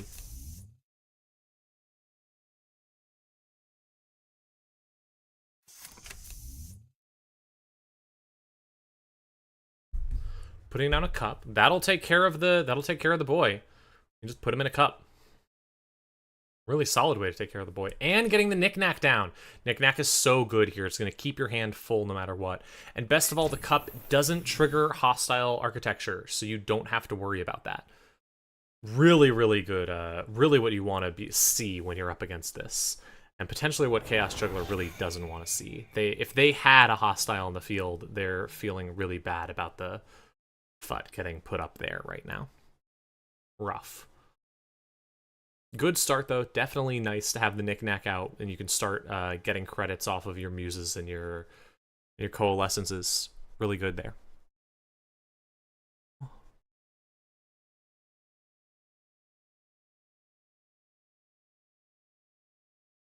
Let's see, 1 click left. Still has no icebreakers or any way to get into server 3 or server 4 right now. The one really stressful thing about Alco is that there's a face down card in Archives. That could be a Fuji. This could be a Regenesis right now. We could be threatening a Regenesis score already. Oh my goodness. No, okay. Just gonna see a longevity and a no counter FUT. So that's just 1 damage. Scroll that down. That's just 1 damage, but it's still good, and it still puts a counter on your identity. It's still solid. Yeah. Losing a second Knick-Knack's honestly probably the best thing to lose there. Keeps you very safe. Ooh, and getting down an Azamat. That's going to be an even more... Yeah, sorry, I scrolled down the game log. I didn't realize it wasn't scrolled. Azamat's also going to be a lot of credits that you can spend on getting rid of more FUTs. Keeping the board clear of the world's worst man.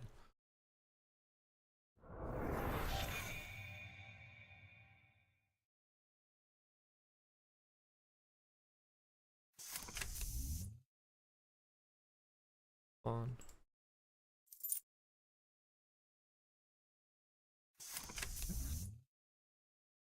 Alright, using Simulchip, getting a Muse back, getting Muse to get more Coalescence, just more money, endless money, and card draw from Lilypad. This is the real worry with this, is if you can start getting the engine set up, you can draw a lot of cards, and the Alco deck really wants you to not be able to just draw endless cards.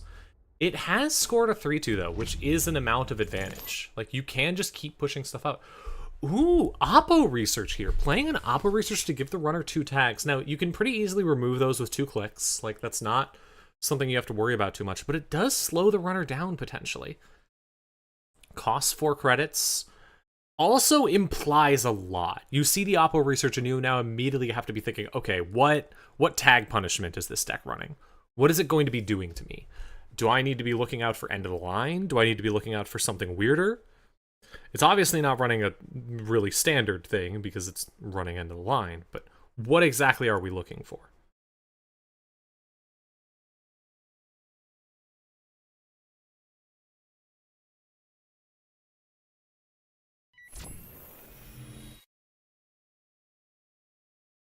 Let's see. All right, going to run on this server. See a Bladderwort. Bladderwort is an easy trash with Azimuth. Only track costs 1 credit. This, technically a net gain of 1 credit because you lost the Coalescence for 2 credits. Then Sure Gamble, and then I assume remove 2 tags. You do not want to lose that Knick-Knack, so yeah, definitely have to remove the tags there. There's the cohort. Just like in the last game we saw, cohort being down is going to get you so many counters. So it's really going to help accelerate your game plan. However, there's a lot of money on the runner side. The runner has most of the game plan set up. Aside from having, well, any amount of breakers up, this is most of what you really want to see. So slowing the runner down at this point is going to be difficult. Being able to go fast in relationship to the runner is going to help a lot. Hansai for you to throw another card in the trash. That'll give you another Alco trigger next turn if you want it. Maybe you do.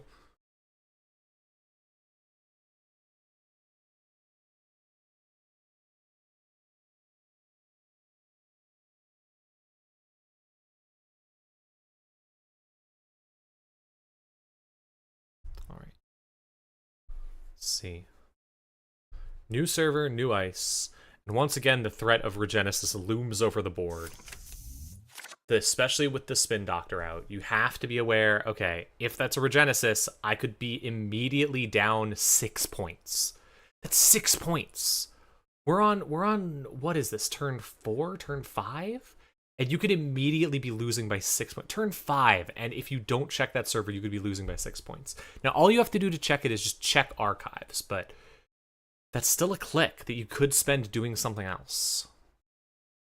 See if it happens. On the other hand, it might be a Sting. There it is. Checking the archives, keeping the corp honest, making sure there isn't a Fuji in there that's going to completely wipe the balance of the game. Gaining 2 credits, drawing a card. Using the Spin Doctor, that implies something. There might have been something in there. Let's see what we see instead. Oh, a Sting! Oh, that's interesting. Okay, so the runner now has 1 Sting. Sting, of course, is whenever a player scores or steals this agenda, you take damage equal to 1 plus the number of copies in the other player's score area. So if the corp now scores a Sting, that'll be 2 damage. With a FUT, that could be 3 damage. If the runner scores another Sting, and then the corp scores a Sting, that's 3 damage, etc., etc. So you kind of want the runner to steal 1 Sting, or you want to score it beforehand.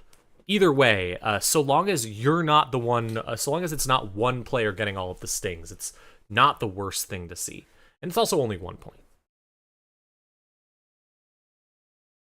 That does imply some things about the deck, though. If it's running Stings, it might not be running Regenesis. It might not be going for that. Because we've seen... Oh, here we go. There's another Sting! That's going to be... Wow, that's 2 net damage, getting rid of a Coalescence and a Pinhole Threading. Not choosing to do anything with it. Comms right now is Juniper Theory. That's me. Hi, I'm Juniper Theory, she, her. I'm wonderful. I'm the media team lead at Null Signal Games. Later on today, we'll hopefully have some other commentators, but for now, it's just me. I'm wonderful. Hi, Syndrin. Good to see you. Thank you. I'm wonderful, and everyone loves me. Anyways, Muse on a Coalescence. Favorite thing to do in Shaper right now. Drawing even more cards off that lily pad.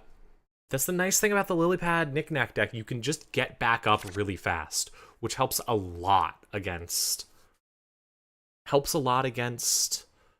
these sorts of decks. Against Alco decks. Also, I just love watching knick-knack decks. It's part of the reason I chose this one. I just love it.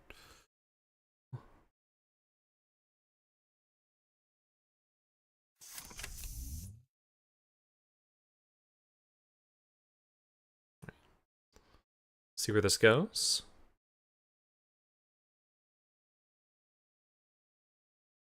We've got environmental testing. That'll get you a lot of money eventually. It's going to take a bit, though. Blowing up this. Are we going to see FUT get destroyed here? With 2 Stings in both servers. Putting a Flux Capacitor on there. Not sure what you're going to be charging. Potentially, I guess potentially charging environmental testing.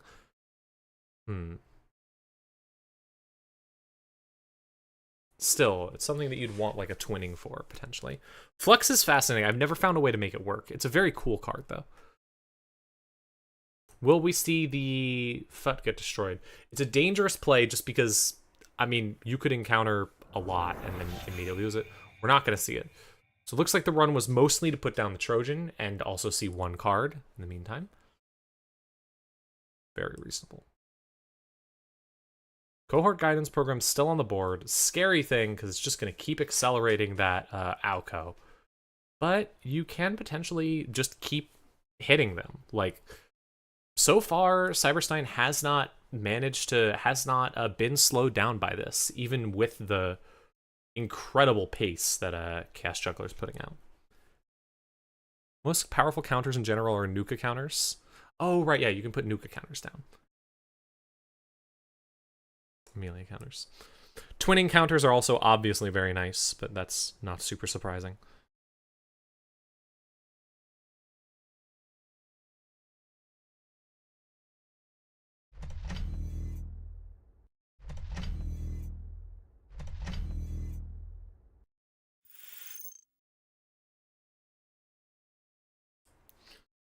Let's see. Another FUT, 2 ice, and something in server 6. Ooh.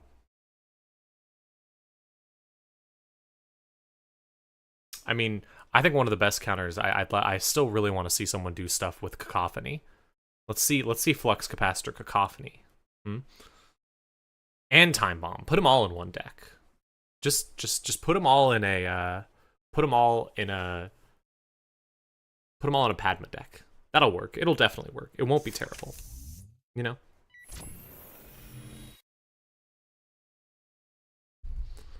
Running archives, keeping the Corp honest, making sure that Corp can't just score out a... Oh, hold on. Okay. Not running archives. Assume that was to prevent a... It's potentially to prevent a... Oh. Going to go trash the FUT first. Definitely the smarter play, in case there's like a sting and something in there. Coalescence is build your own Cuban. Yeah, technically, sort of. Trashing this. Then running archives to keep the Corp honest, prevent a regenesis situation. I mean, if you see a Fuji here, you feel great.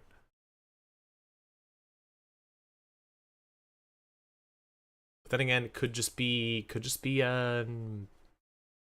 maybe just like a, I don't know, good old-fashioned another sting in that server? Looks like we're deciding where to hit next. Runner would really love to put down just... Oh, putting down a stone ship just to be careful. And seeing everything in archives and not seeing anything of importance. Anemone, Hansai Review, and another cohort. Another cohort's always nice because you can do some shenanigans, but definitely not necessary. All right, will we see a triple advance out here? I wouldn't be surprised if we did. But also, that's a lot of cards to throw away in that scenario. Might end up seeing... Nope, installing a card. Installing another card. And Oppo researching for 4 tags! Oh, gosh. Okay. So the runner cannot remove all of these tags, which means that we are going to see a... we are going to see at least one resource get trashed next turn, potentially. That is rough. The runner can pop the fermenter and then get rid of 3 tags, and does have the stone ship to draw a card, which is all, like, that is very nice. That'll keep you in the game for a little bit, hopefully, unless something happens. But there's a lot of ways you could lose the game instantly at this point. And even if you don't, you are probably going to lose the knick-knack and potentially even the environmental testing, and that is rough. Bad times. Not what you want.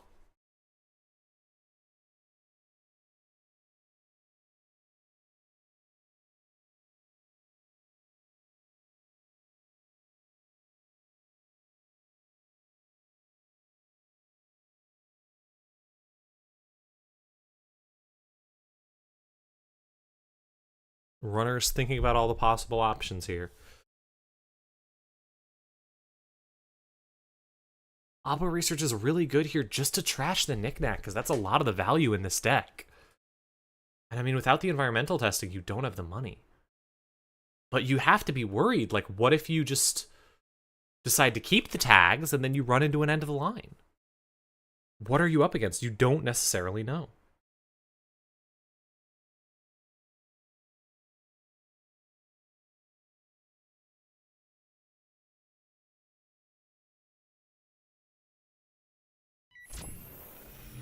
Running archives.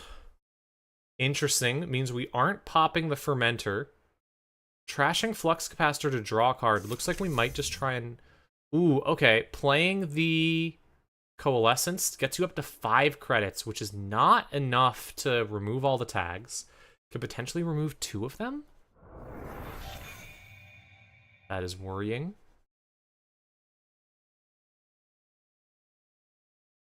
Could play another hardware or something to pop the environmental testing and then remove 2 tags. Run server 3 could pop off the environmental testing in 1 click, then clear 3 tags. Interesting. We're going to see 2 tags get removed, and then... I think here I would try and play something to pop the environmental testing, and then just get the stone ship and hope. Trigger the stone ship, because you're going to lose the knickknack, but at least you can get the credits. Losing all of that without just seems so painful. Going to click for a credit. Interesting. All right. Yeah, action at the start of your turn. Going to pop the stone ship to hopefully try and survive this whatever's coming. You don't know what's coming, and you know that that can get trashed. Here we go. Let's see what happens. It could be nothing. We aren't necessarily going to see something happen here.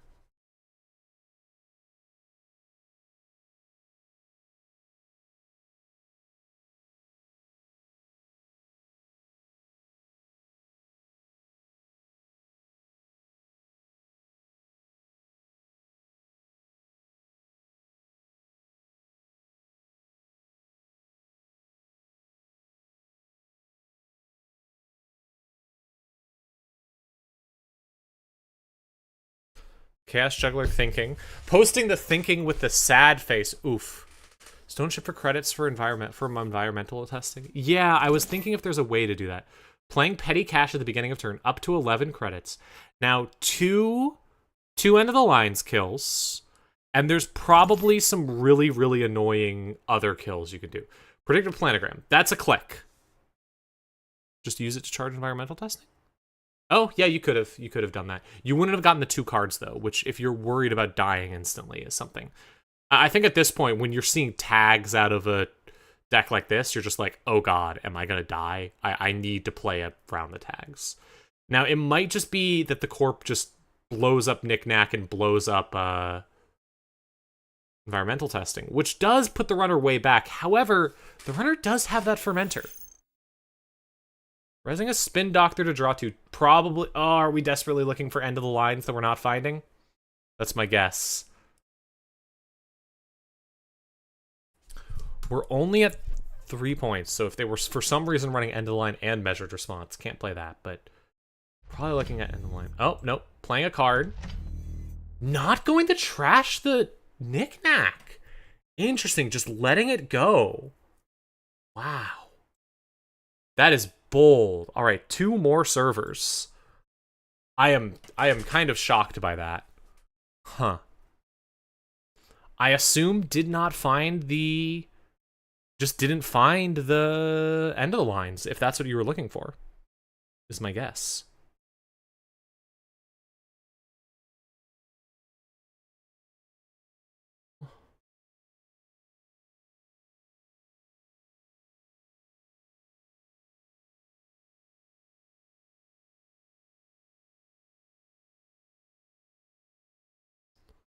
Let's see.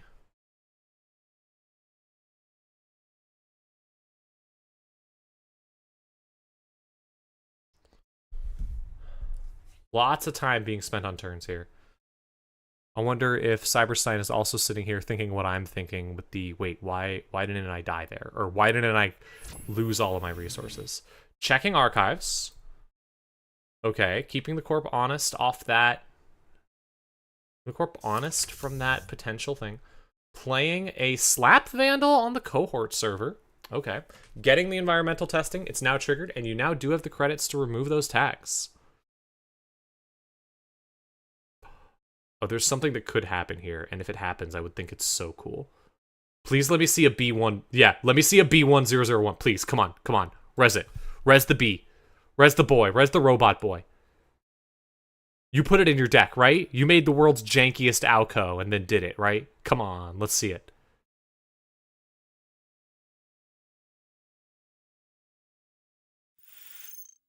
No, Moonpool. Moonpool is going to shuffle... Ah, see how they run. Okay. And... Fuji asset retrieval back in. Isn't there a kill with see how they run? What's the kill there? I'm trying to remember. There's some sort of combo you can do there. Maybe I'm thinking of something else. I'm trying to remember.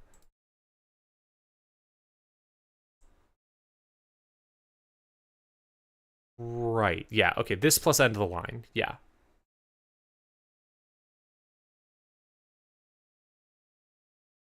Because see how they run.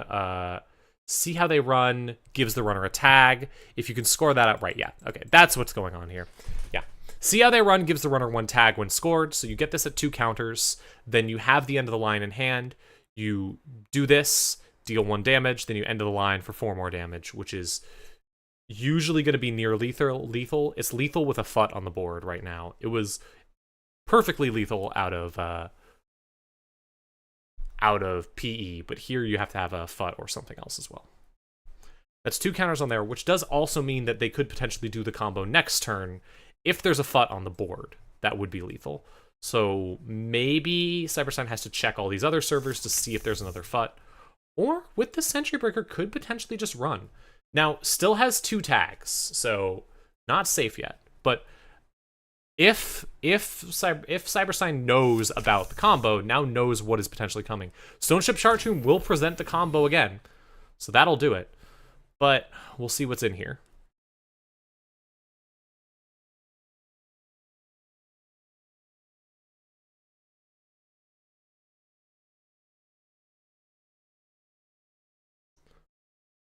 All right.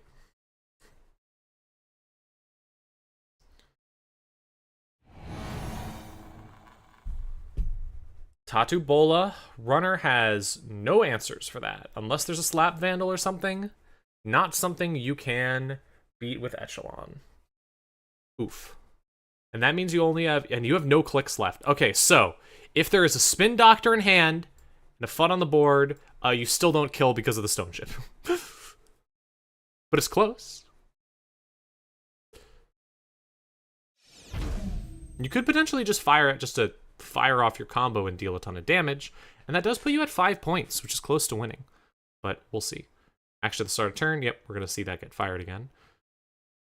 Looks like Cyberstein has decided that, oh, okay. There's a Bladderwort. But that's not going to do much. That's not going to deal damage here.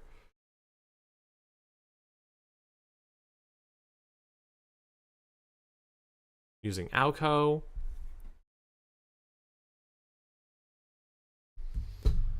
We know this deck has See How They Run, and we know it has Fuji. That's all the stuff we know. If this is a Fuji, that would be very powerful, just because it would mean you're so close to winning. I'm so curious what agenda is in there, and whether or not Chaos Juggler goes for the score here for the win, or whether or not Chaos Juggler is like, I'm going to wait a turn and try and get the kill. That's the thing. You have to also be able to apply pressure with decks. You have to also just be able to put pressure on it, just push on the decks.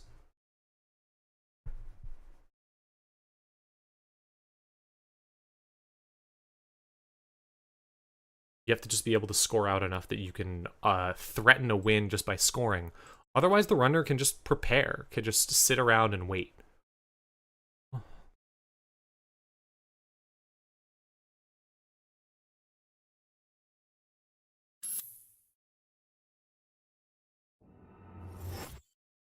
Oh, a sting. Okay. So sting is going to be... Oh my gosh! That's the game! Wow! Wow. Okay, so sting 2 net damage. Then Mindscaping to do 2 net damage. And then end of the line to do 4 meat damage. Plenty of time to remove those tags, but decided to sit on them and keep attacking. Ah, it hurts to see something like that. Love to see a Corp, though, figure out a way to, like, work through all possible lines and find the kill. Really fun. All right, that was a good round. That was real fun. Right, let's see what's next. Also, always love to see Knick-Knack. Pairings. Let's see who's still in it. We have...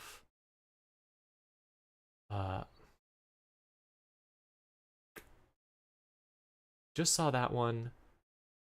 Most of these games have finished. Could go take a look at the Epiphany versus the Hosiko, or potentially the... Yeah, I think Epiphany versus Hosiko might be the one. Let me double check that we're good to stream that one.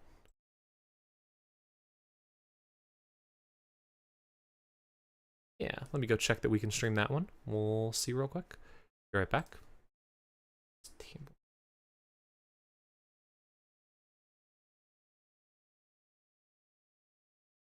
Nope, that game is over.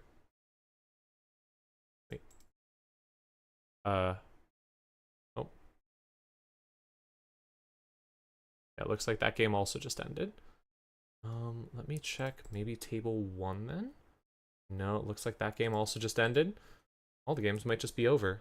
Yeah, the only table left is well, we've seen them both before, but I'll go take a look again.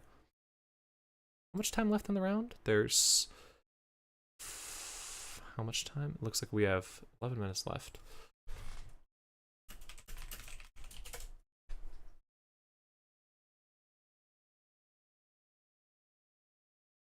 All right, yeah, only game left. We'll go take a look at it. This is Zinchling versus Mashizak. It is Banggun versus Lu, which are 2 very unique identities. Not what I expected. Always fun. We've got a Banggun almost at game point here. Let's see. 2-point twinning, running on R&D just to try and see agendas, it looks like, with an overclock. Interesting. Masarovka is not going to keep the runner out here. Not what you want to be able to pull out. Would have loved to. I think you would love to see something a bit scarier here. But you are going to get rid of that Mayfly, potentially. Could have also just used the propeller to break it, if need be. The thing is, the off the books is threatening, but it's not threatening a win. It is not a win yet.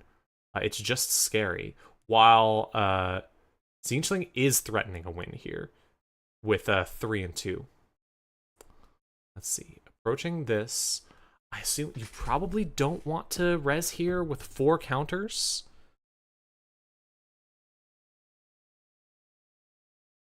All right, getting in. See 3 cards. This could be the game. 1 card. Trashing the Antil Excavation Contract. Getting a card and drawing a card. That's game. Well. Alrighty then. I hope you enjoyed watching. Wait, Marrow Loop, huh? What's going on with this deck? Marrow in Lu? Is it like running Cacophony or something? What's going on? Scary. Anyways, that's the last game. I didn't even notice that. I just assumed Lu was doing normal things. So yeah, that is, I believe, the second to last game. So I think I'm gonna stop there again. And I'll see you all in about 5 minutes or so when we go to the next round. Oh.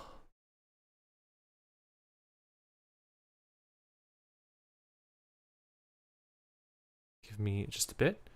I'll see you all very soon. Fast round 3. I think almost everyone, if not everyone, finished before time.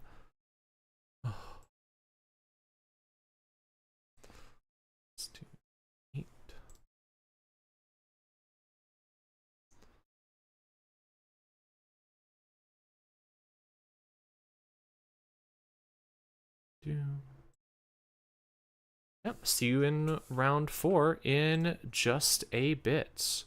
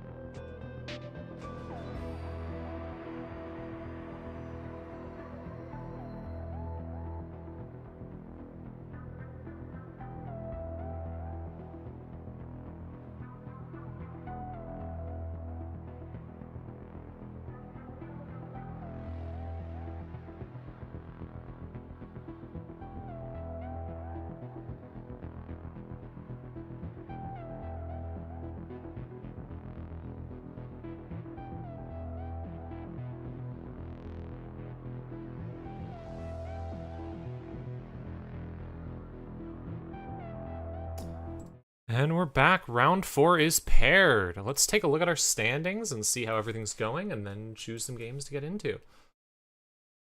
Take a look at the standings right now. Oh. For now, we have 5 people undefeated. Leah on Alco and Sable, and B. Kelly, the king on Alco and Hosiko.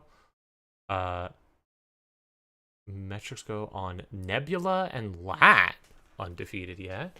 First Nightjar on Nebula and Mushi, and Alco and Sable also. Interesting. Interesting set of things. Lots of criminal representation, lots of stuff. Unfortunately, I don't see any of the all of our purple decks are unfortunately struggling a bit. Maybe we'll see more of them later. For now, let's go take a look and choose a game to watch. See if I can find one of those purple decks. Only Leo's running right now. Let's think at the bottom of the tables. Anything specific? Is there anything specific people would like to see? I figure after lunch will be when we start watching mostly the top tables. I'm curious about the Epiphany, but we already saw the Baz today.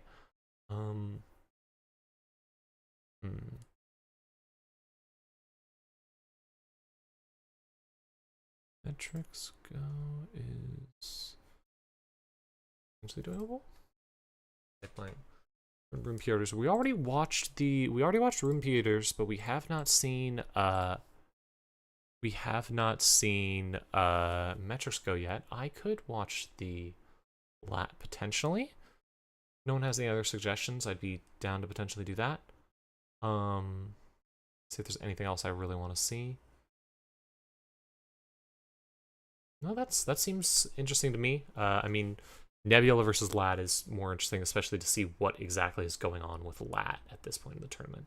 Let me go see if I can stream that, and we'll get that set up. Be right back.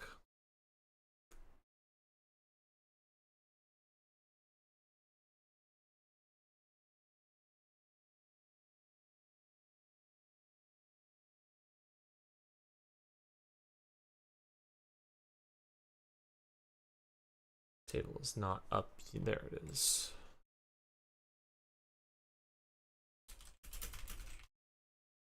Mind if I stream? Yeah, let's go see what people can do with Lat at this point. Go ahead. Okay. So yeah, this is Room Peters on Nebula versus Metrisco on Lat. I mean, Lat was always a deep dive deck, so I'm curious what you're doing here. Is this just going to be a knick-knack thing? Is that like the main plan here, or is there something more going on? We'll see.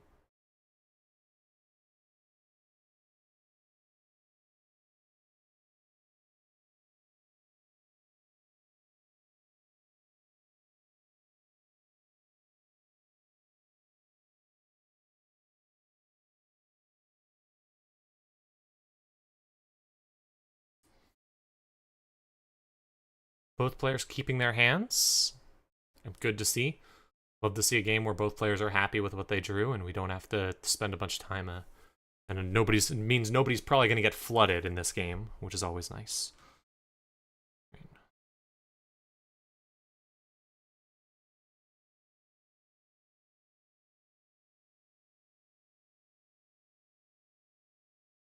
See where we're potentially going from here. Still waiting a little bit on the tournament to start, I believe. Yeah, 1 minute left until games can actually begin. Whoa.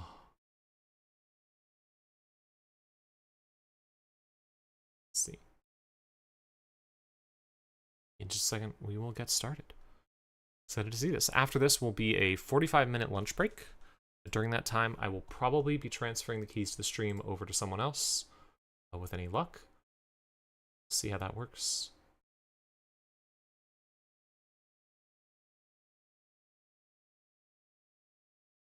I will keep you updated.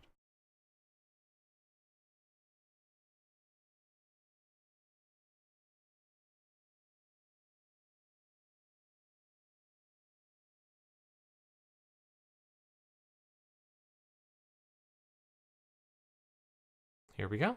Getting started. All right. Rune Pieters. Both players, as I said, keeping their hands. I know that I don't know what exactly you do with Lat. I mean, Lat is just generic good Shaper stuff, and right now Shaper is not good for most of the people I've talked to. So what exactly are you going to do here? Normal start to Nebula, blocking up HQ, and putting down a hedge fund so you get that extra click next turn. Easy start. Taking the free draw for Lat, good start. You've got a Nuka to start drawing more cards. You got a Simulchip to do something with. You got a Fermenter to get that money. Good stuff. Predictive Planogram, free click. Not going to score out here. Not going to start the game off with a fast advance immediately, but maybe soon. We'll see.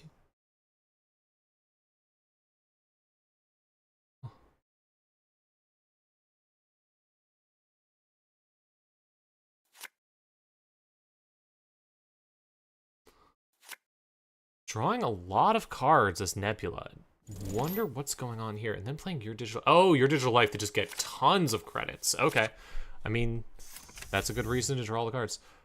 Oh, and there it is. Okay, Madani, that's what you're doing out of Lat. You are hosting all of the programs in your deck on one hardware to install them during the corpse turn. That'll do something. I've been curious. I heard people rumbling about Madani, but I didn't actually see it get played much. So now we're finally seeing it. Let's see where this goes. All right. Madani currently has on it a Muse, a Propeller, a Rising Tide, and a Physarum. Physarum is going to get you into basically any server along with the Rising Tide if you have the money. Fortunately, Runner does not have the money, but that Fermenter can fix that problem. All right. Scrolling down here. Rune Pieters, first click drawing a card. Still has the Nebula action, but hasn't played an operation yet. Not going to play an operation this turn. Not going to get the bonus. Not sure if they didn't have one, if he didn't have one, or if he was just wanted to ice up instead. Worried about something happening with R&D. Wow, sure gamble into overclock into immediate run on HQ to deny the corp that Nebula extra click. See where this goes. Well, we see a res.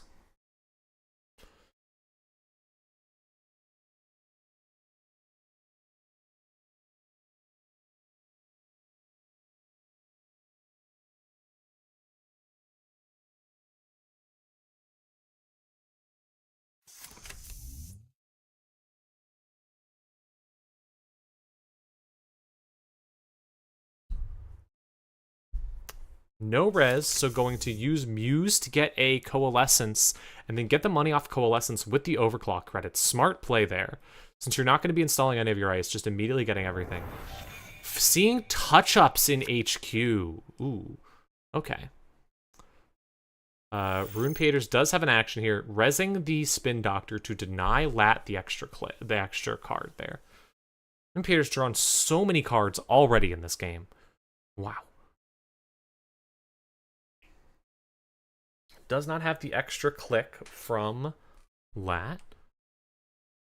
Or does not have the extra click from Epiphany, but can very easily get it back by playing basically any anything.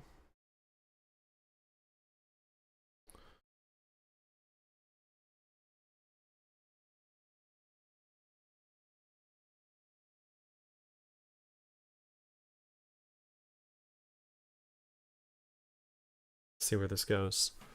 Curious what exactly is in those 8 cards in Rune Pieters' hand. What is he looking at?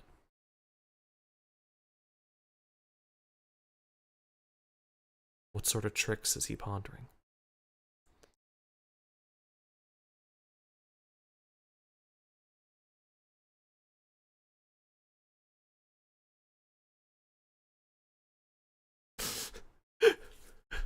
Metrisco already worried that this might be death, saw the touch-ups and was just like, am I immediately going to lose? I don't know how you lose at this point with 1 card on the board and a single touch-ups, and no Nebula trigger, but you never know. This is how I play Netrunner. This is how I play. Every single time the corp is like, hang on, I'm thinking over my lines. I'm like, ah, they've found the kill. They figured it out. I'm dead. Don't play Netrunner like that. It is pretty fun, though. Wow.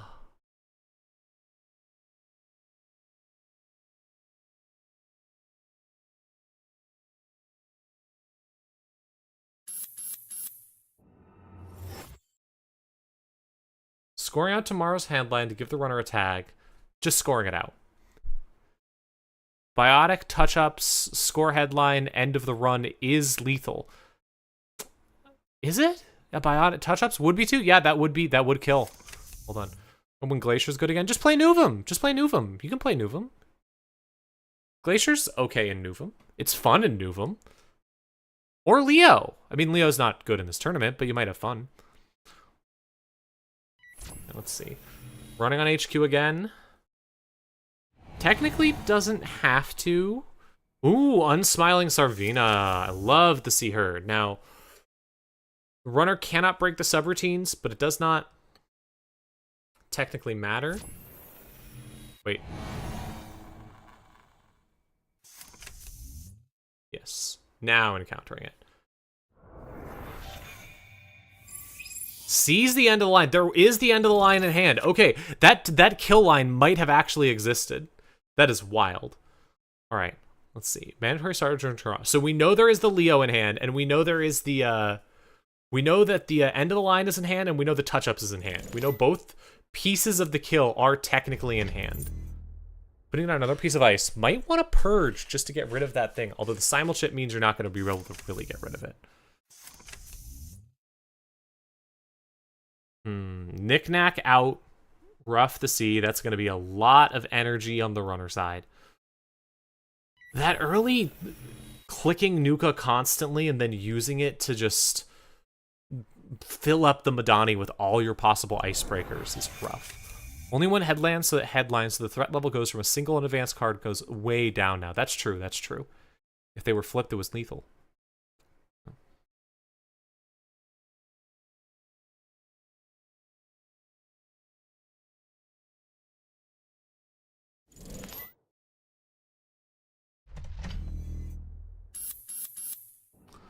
Oh, scoring out another score. Embedded reporting, just getting 2 points. That puts the Corp at 4 points is the thing.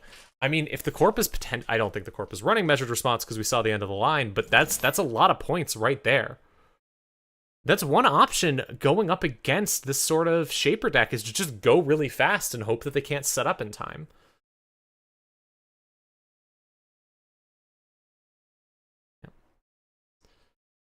That's what Nebula can do, potentially.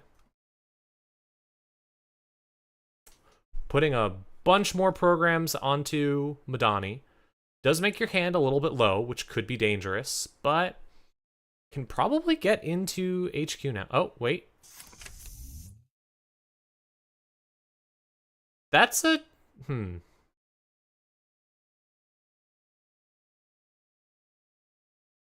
Okay. Well, yeah.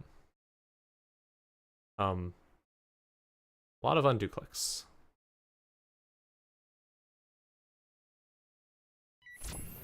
Okay. Going down to 2 cards in hand, back up to 3. Rips on the neutral ID deck. Have fun with it. Netrunner's a game about having fun. Another Unsmiling Sarvina can technically install Echelon, but Echelon's going to be a lot of credits break. However, you do have a ton of credits.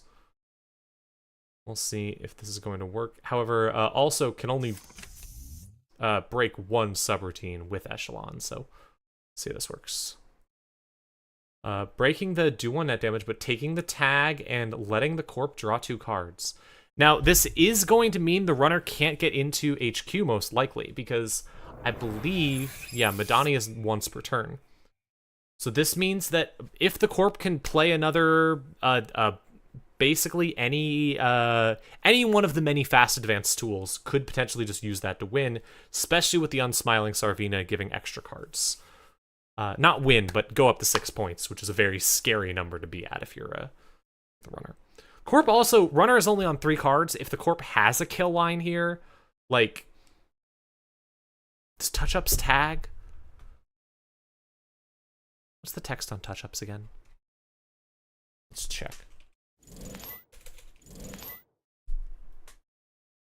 Oh, going to see a public trail. And we're going to see your digital life and then a public trail to just drain the runner of lots of credits. Oh. Scary, but not lethal. Runner is... No, touch-ups does not tag. Okay, yeah. Let's see. Runner is taking as many credits as possible. Undoing click again. Okay. Running on R&D again. Back through the Sarvina. Can break it for cheap. Stealing a next big thing. Ooh. Okay, I mean, that's rough, but also potentially could be fine as the Corp. Is Nebula flipped right now? Nebula is not flipped right now, so that means the Corp probably can't do much. However, they could potentially use that counter from the next big thing to make sure they flip this turn. Guessing we'll see that counter get used, although it might get saved for a kill if Ruben Peters is still going for a kill. At this point, I think you have to start worrying that the runner's just going to see every card you have, but we'll see.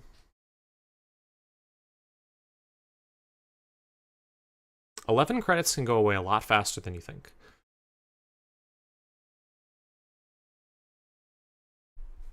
However, the Corp also knows exactly what that ice is, and how scary or not scary it is.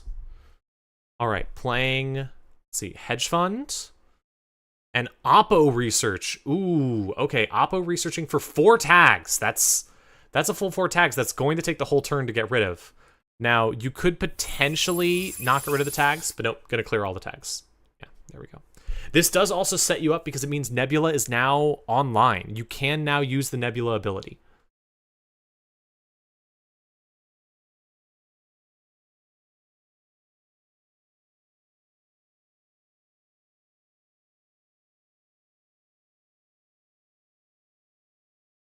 Let's see.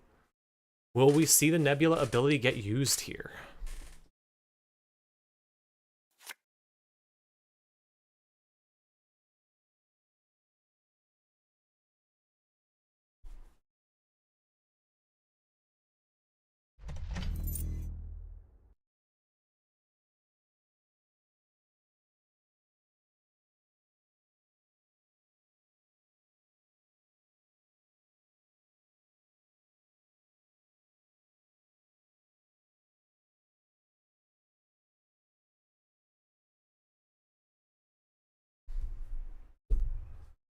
No, just drawing a card, installing a card, and taking a credit.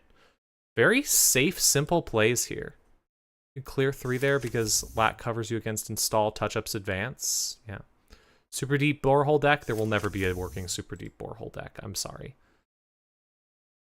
Although I do owe someone a lunch from Continentals because we did a draft at Continentals and I declared beforehand that if anyone won with biotech, I would buy them lunch, and someone won with a biotech kill, so I owe them a meal. All right. Nebula gets flipped back over because of the R&D run. R&D not feeling very secure. Grabbing the touch-ups with the compilation feels pretty good.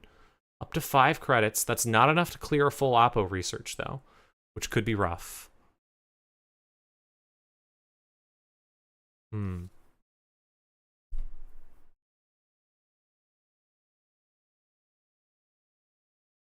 Metrisko's playing very fast, very low to the ground, very just going for everything, which is a dangerous way to play against a kill deck like this. It's cool. It's extremely cool, and I kind of admire it, but also it's dangerous.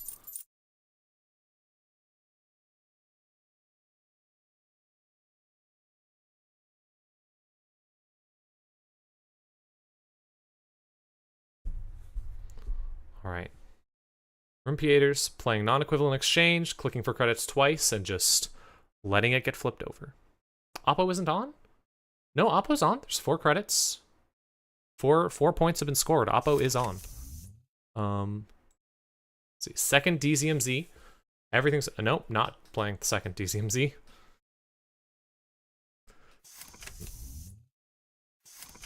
Playing the second DZMZ, playing the second Nuka, or playing a Nuka, clicking the Nuka. Hosting even more cards on Mamdani. The moments when you really, really want a...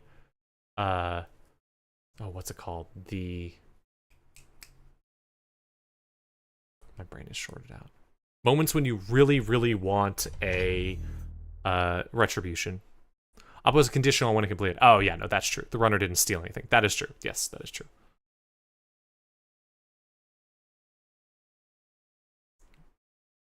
Putting a new card down, nothing protecting it.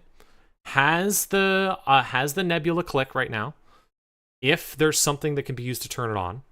Touch-ups could do it to score something out, if there is one, but we've seen there's one here, and how many are in the bin? There's none in the bin, so presumably could have another touch-ups, which would let you score something out. We'll see.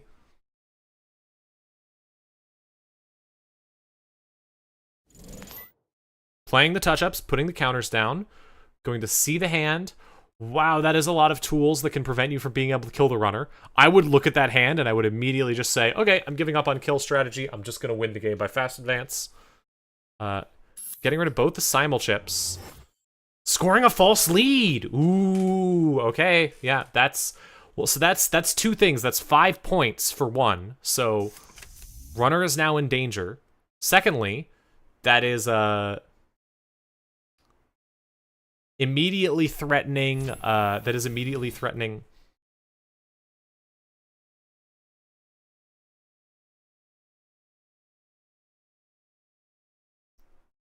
Archives run, I guess, to trash Coalescence? The thing is, Pikachu plus Archives immediately makes you think Deep Dive, and, like, that's not legal. Anyways, yeah, not only are you threatening to do something fun with the false lead, but you're also threatening to score out, potentially, just by using your abilities. Breaking in, getting into R&D. Playing the no free lunch to prevent the score, and then installing a Principia. Feels good because you can trash Principia you can install it for free and then trash it for 4 credits and a card. Feels great. The runner's a little bit on the ropes here just because don't have a ton of credits. There's the next big thing, triggering it. I assume looking for, I'm guessing, some ice to keep the runner out more. Just something to stop the runner completely. Alternatively, could be looking for like a Biotic Labor and an Agenda just to win the game instantly if this deck is running Biotic. Like, you are 1 fast advance away from winning here. Even if you can't use your identity ability to do it, you still just win if you can fast advance.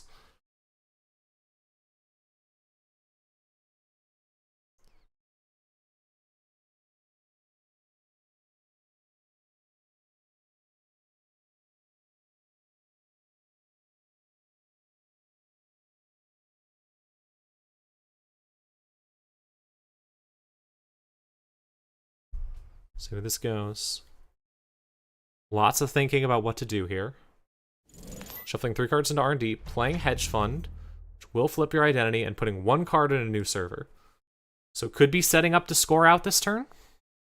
Runner still doesn't have any multi-access, is the thing. There is not a way to see multiple cards. You're currently just looking at singles. Making a run on HQ, going to res. Veschivesto, that's rough. I mean, we don't currently have anything. We have this, which, I guess that breaks it for 2. Well, that's pretty good. Breaking it for 2 feels pretty good. However, you are then going to have to spend 3 credits with Echelons. That's puts you down to 1 credit now. You can sweep the hand, though. Cup is multi-access. That is true. Seeing end of the line, non-equivalent exchange, and touch-ups. Ooh, not a single thing you can actually work with there. Nothing you can steal and nothing you can trash.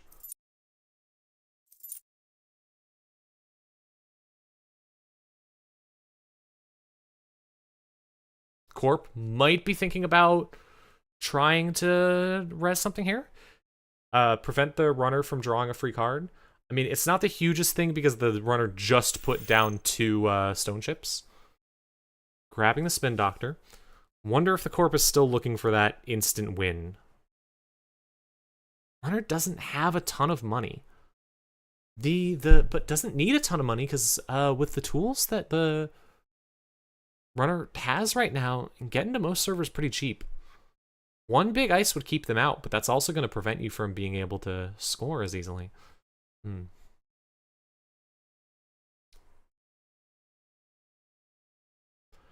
There's so many ways that Ruben Pieters could just push out a win really fast. Just find one and just be like, I found it and found the line and go for it. But it's going to require having all the tools and all the tools in the deck and also making everything work.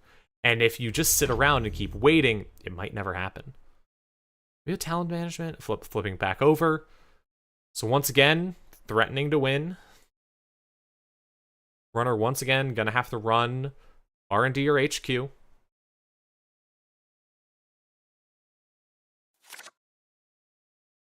Drawing a lot of cards with Nuka.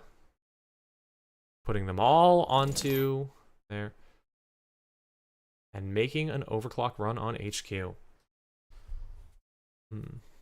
Wait, no. Stalling Principia and then making an overclock run on HQ. That'll give you the 4 credits. That'll give you 4 credits that you can use to start doing stuff with. It'll help you a lot. Principia is free due to all of the DZMZs, and also Principia's text, which says cost 1 less for each installed Icebreaker. You have 2 installed Icebreakers, so it already costs 2, and then these 2 make it cost 2 less. Then you blow it up with Knick-Knack, gain 4 credits, and draw a card. Paying to break everything on here.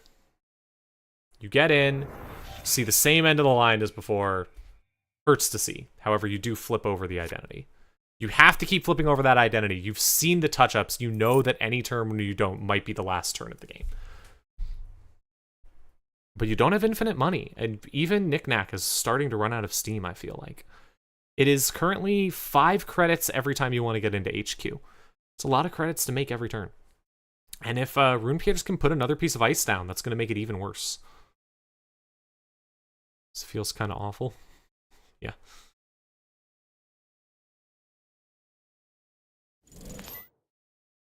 Oh. Playing touch-ups. Putting 2 advancement counters on Mesh Vesto. Interesting. Corp is at 15 cards. Corp is technically in danger of decking. Finding Knick-Knack, Simulchip, putting Simulchip and Mandani back in the deck.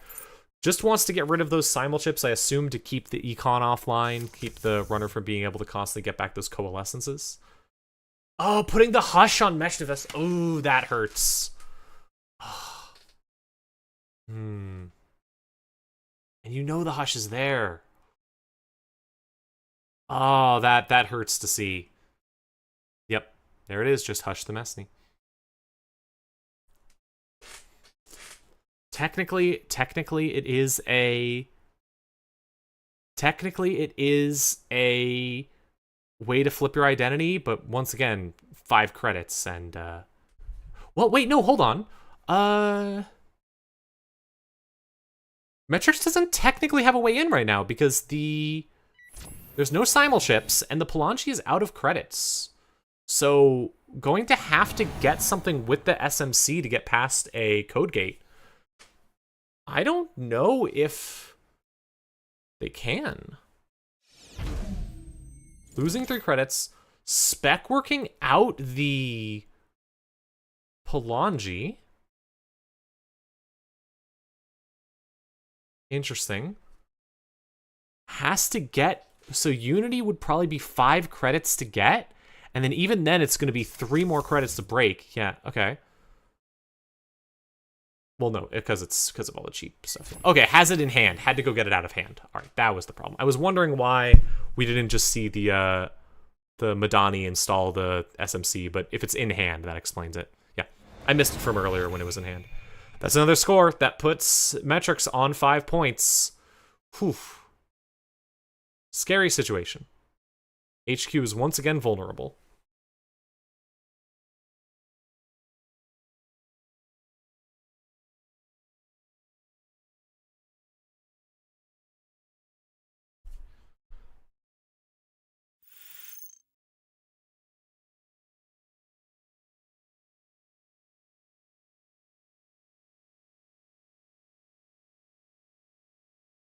Be fantastic if Deep Dive is still here. Yeah, this deck would be a lot better with Deep Dive. That is how the deck works. Let's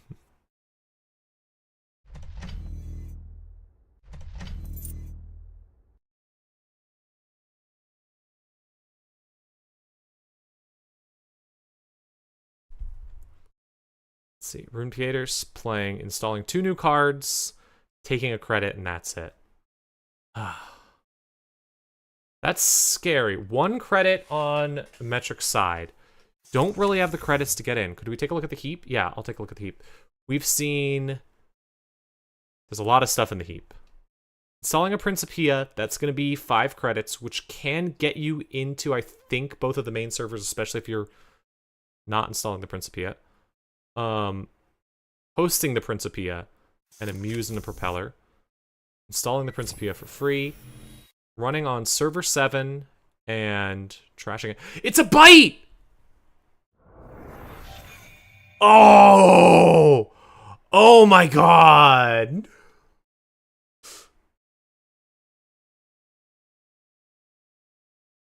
Baited into the bite! I can't believe this. Throwing a snare into your deck still wins games. Yeah, Runner still has 11 cards in stack. Runner still definitely has gas, although that's gonna hurt.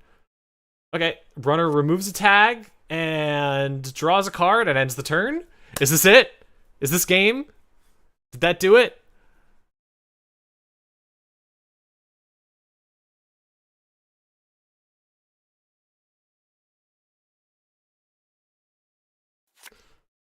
Draw a card? I don't think so. Yeah, 2 NFL and a Stone Ships made them safe from the bite, but still, random snare. I mean bite. That's the same card. Going to Eternal solely so I can play a 3 snare, 3 bite deck. Because I have a hateful soul.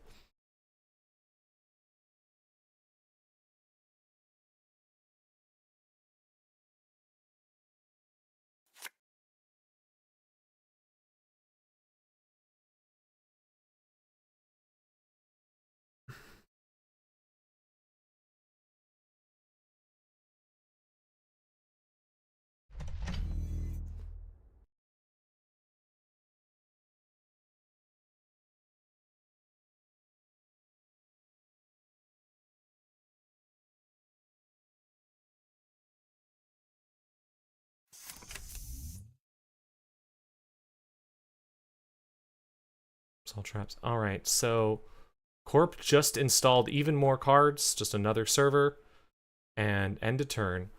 Runner has a chance to come back. Still has enough credits to get into the main servers at least once, and not technically threatening a score here. We don't technically have to worry about that.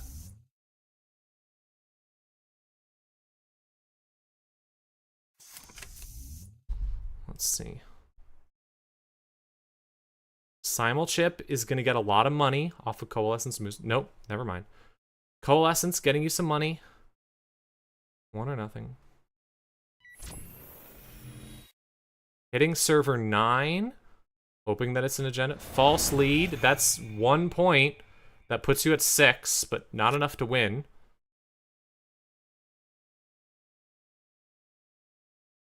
Has to ask for an action because there is the false lead on the board here.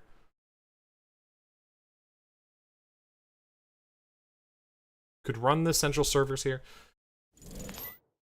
Drawing cards with spec work. Could run a central here. Has the 2 breakers you need to do it.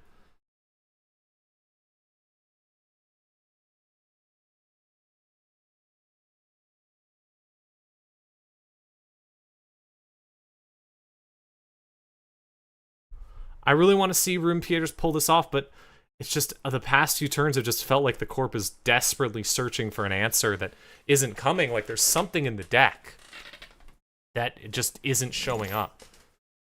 Your Digital Life, gain 5 credits. New servers, even more servers, no ice.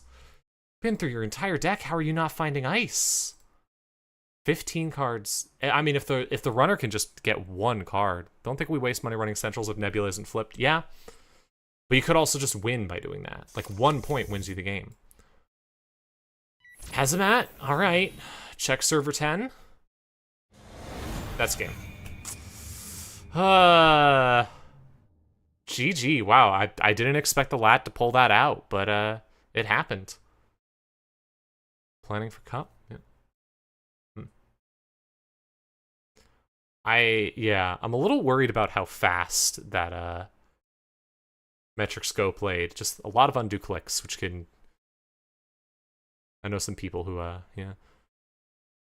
That's the sort of thing that I would make a mistake on and lose a game on, but good luck. It's an impressive game. Well done. Well done to both players. Let's see who is still in this. All right. Saw that game. What's still going? All 3 Nebula games, and that's it. And then 1 Alco, and then I guess the Leo game. If the Atian game, I mean, might as well. Let's see. That game's still going? So that was Christopher. No, that game is not still going.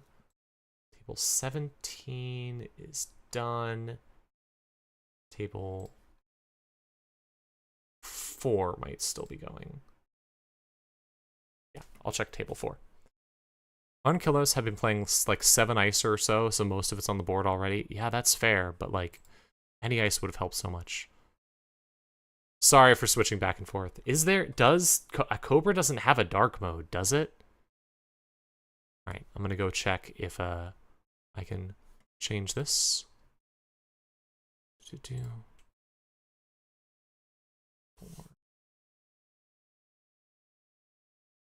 can stream that.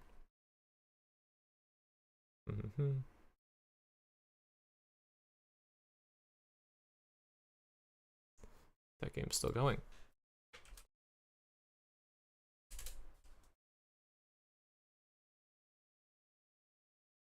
All right, we're good. Let's switch over.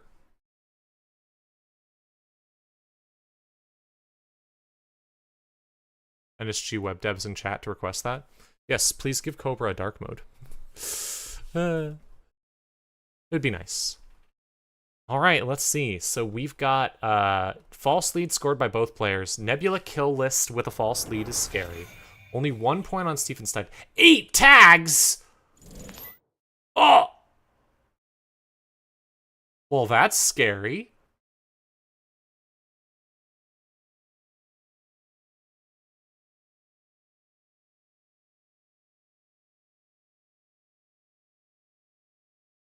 Sable with 8 tags. I mean, you have the Valentina. I guess you just don't have the money or the time to get rid of 8 tags. Wow. Finding an embedded reporting, stealing points, but are you just gonna die? I love when decks go tag me. Another money card. Running on HQ as much as possible here. Nothing but hitting HQ. Why do anything else?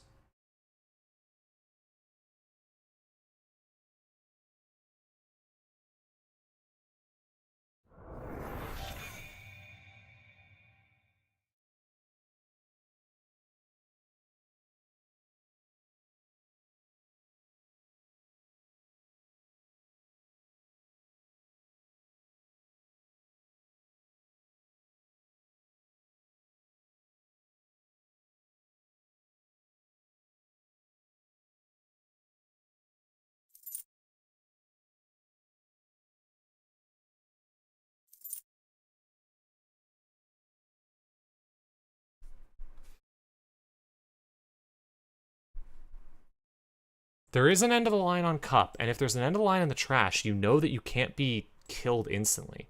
Might just be counting on Oh wow, got the Cup on the end of the line. I looked down for a second and missed that. Wow. That'll help a lot. That definitely makes you feel safe. You found the one thing that you needed to not die. No touch-ups target here makes kill quite harder. I mean, yeah, but you could potentially just use 2 end of the lines. But yeah, there's one of them right there. And the runner, if they're smart, if Steven's smart, he is never, ever, ever looking at hand. That Cup is staying there forever. That Cup is assuming that that is the only Cup that the runner here. I don't know what I have feeling like the runner's current.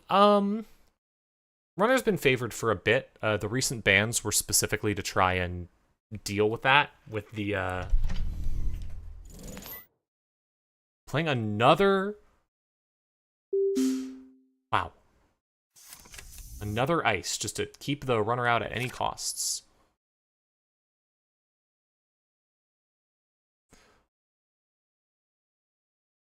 Yeah, I mean, I think in general people were saying that it was definitely a runner meta. I think that a lot of kill decks generally imply a runner meta, but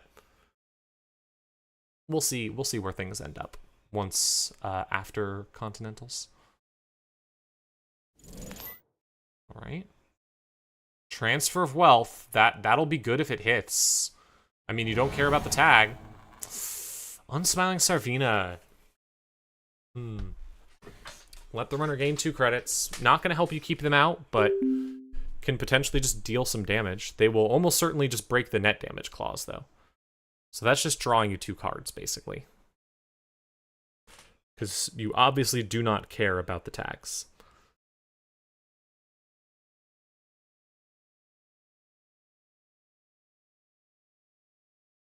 Let's see.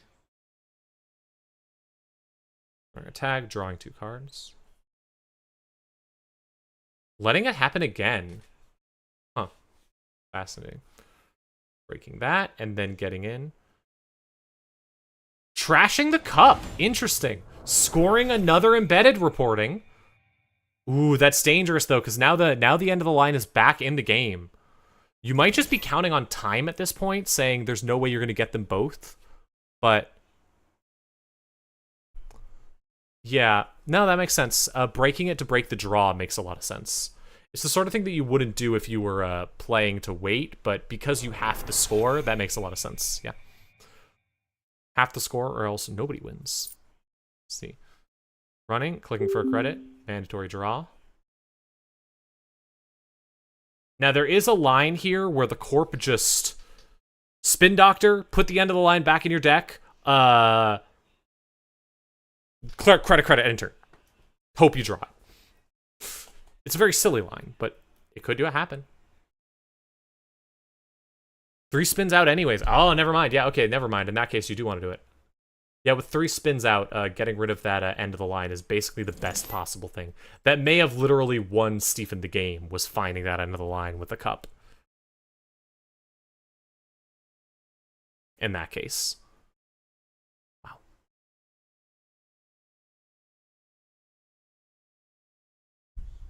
Let's see where this goes. Trying to consider all possible options here, I assume.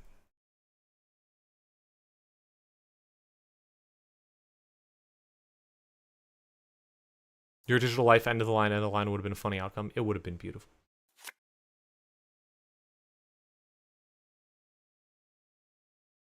Flipping the identity, but you're not really keeping the runner out at this point. Like, I mean, Funhouse isn't doing anything. You're giving the runner tags. Oh no, the runner has 15 tags. And I don't think this deck is going to be running anything that punishes decks going tag me.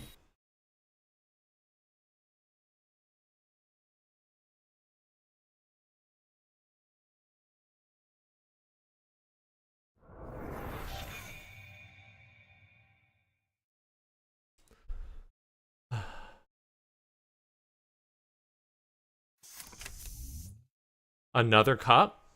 That's really good to see, especially because you could just, I mean, check R&D and I mean, you're making R&D have less cards in it, which is nice. You can also just use that to go. Time in the round. Okay. So Cybersign's gonna have one turn to win. I don't think there's a way to do it, but could be. See, all-time record for number of tags. I mean, there were some tag me decks that really, really liked tags. Although the main tag me deck for a while, the one that used counter surveillance, you actually didn't want that many tags because you took too many tags. You couldn't counter surveillance.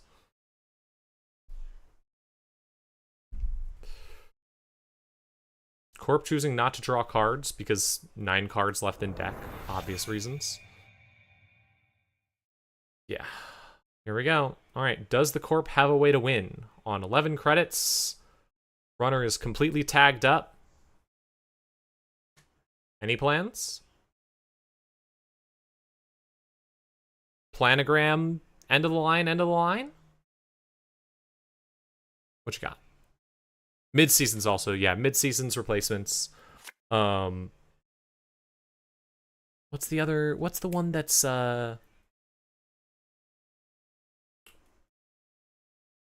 Psychographics, was that the one? The one that was put a bajillion tags on something. So, Cybersen cannot find an answer, unfortunately. Well, GG. Well done to taking 19 tags and winning. Oh, that's the tournament. Let's take a look at the standings real quick, see how everything's going. Once all the games are in, which should be in just a second. Psychographics was a fast advance. Well, it wasn't a fast advance if you were playing Beal. All right, yeah. So once the final standings come in, we'll take a look at that, and then I'm going to sign off for a while, and hopefully going to switch the commentary over at the end of the break. We'll be going on lunch break in just a second. But first, a quick look at the standings once they're all in. We're still waiting on King's game. That has, 3 more minutes to go. See how that goes. Whoa, man. 13 tags to get the old 7-point Beal. 7-point Beal is so much fun. Oh, yeah. We've seen some solid performances today. This again. Find any other interesting stuff to talk about. Sorry for the bright white again. Yep. King, Metrics go in 4th place with Nebula and Lat is wild to me. Seeing Nebula Lat be in 1st place is really something. Oh, Sokka in. Oh, does that mean the all the tournament things are in? Yeah, okay. Looks like round 4 is in. So let me reload the page and we can look at the full standings. All right, with 12 points, we have Laya. Good job with Sable and Alco. Makes sense. Then Metrics go with Nebula and Lats, which is wild. The King with Alco and Hosiko. And then at 9, there's a large number of runners, but we've got Obs and Lou. Lou is very cool to see. Nebula and Mushy. I'm really curious about it. I really hope the Bangan and Baz is awesome. Fantastic combination. Really hope we see that. Love to see that in the top cut tomorrow. Alco and Sable. Nuom and Mushy. Fun. Alco and Seb. Love to see a Seb in the top. Nebula and Sable. Alco and Sable. Nebula and Hoshiko. Yeah. No, reasonable stuff. And also, we'll have a report on the full meta, and we'll also have a report on the pronoun meta, of course, as always. I kid. Still one of the best deck of the week write-ups ever. Yeah, exciting stuff. We'll be taking a break now, a 45-minute break for lunch, and then after that, we will hopefully be switching over to a different commentary team, or I might be here still. We'll see. I'll see you around then, though. So long.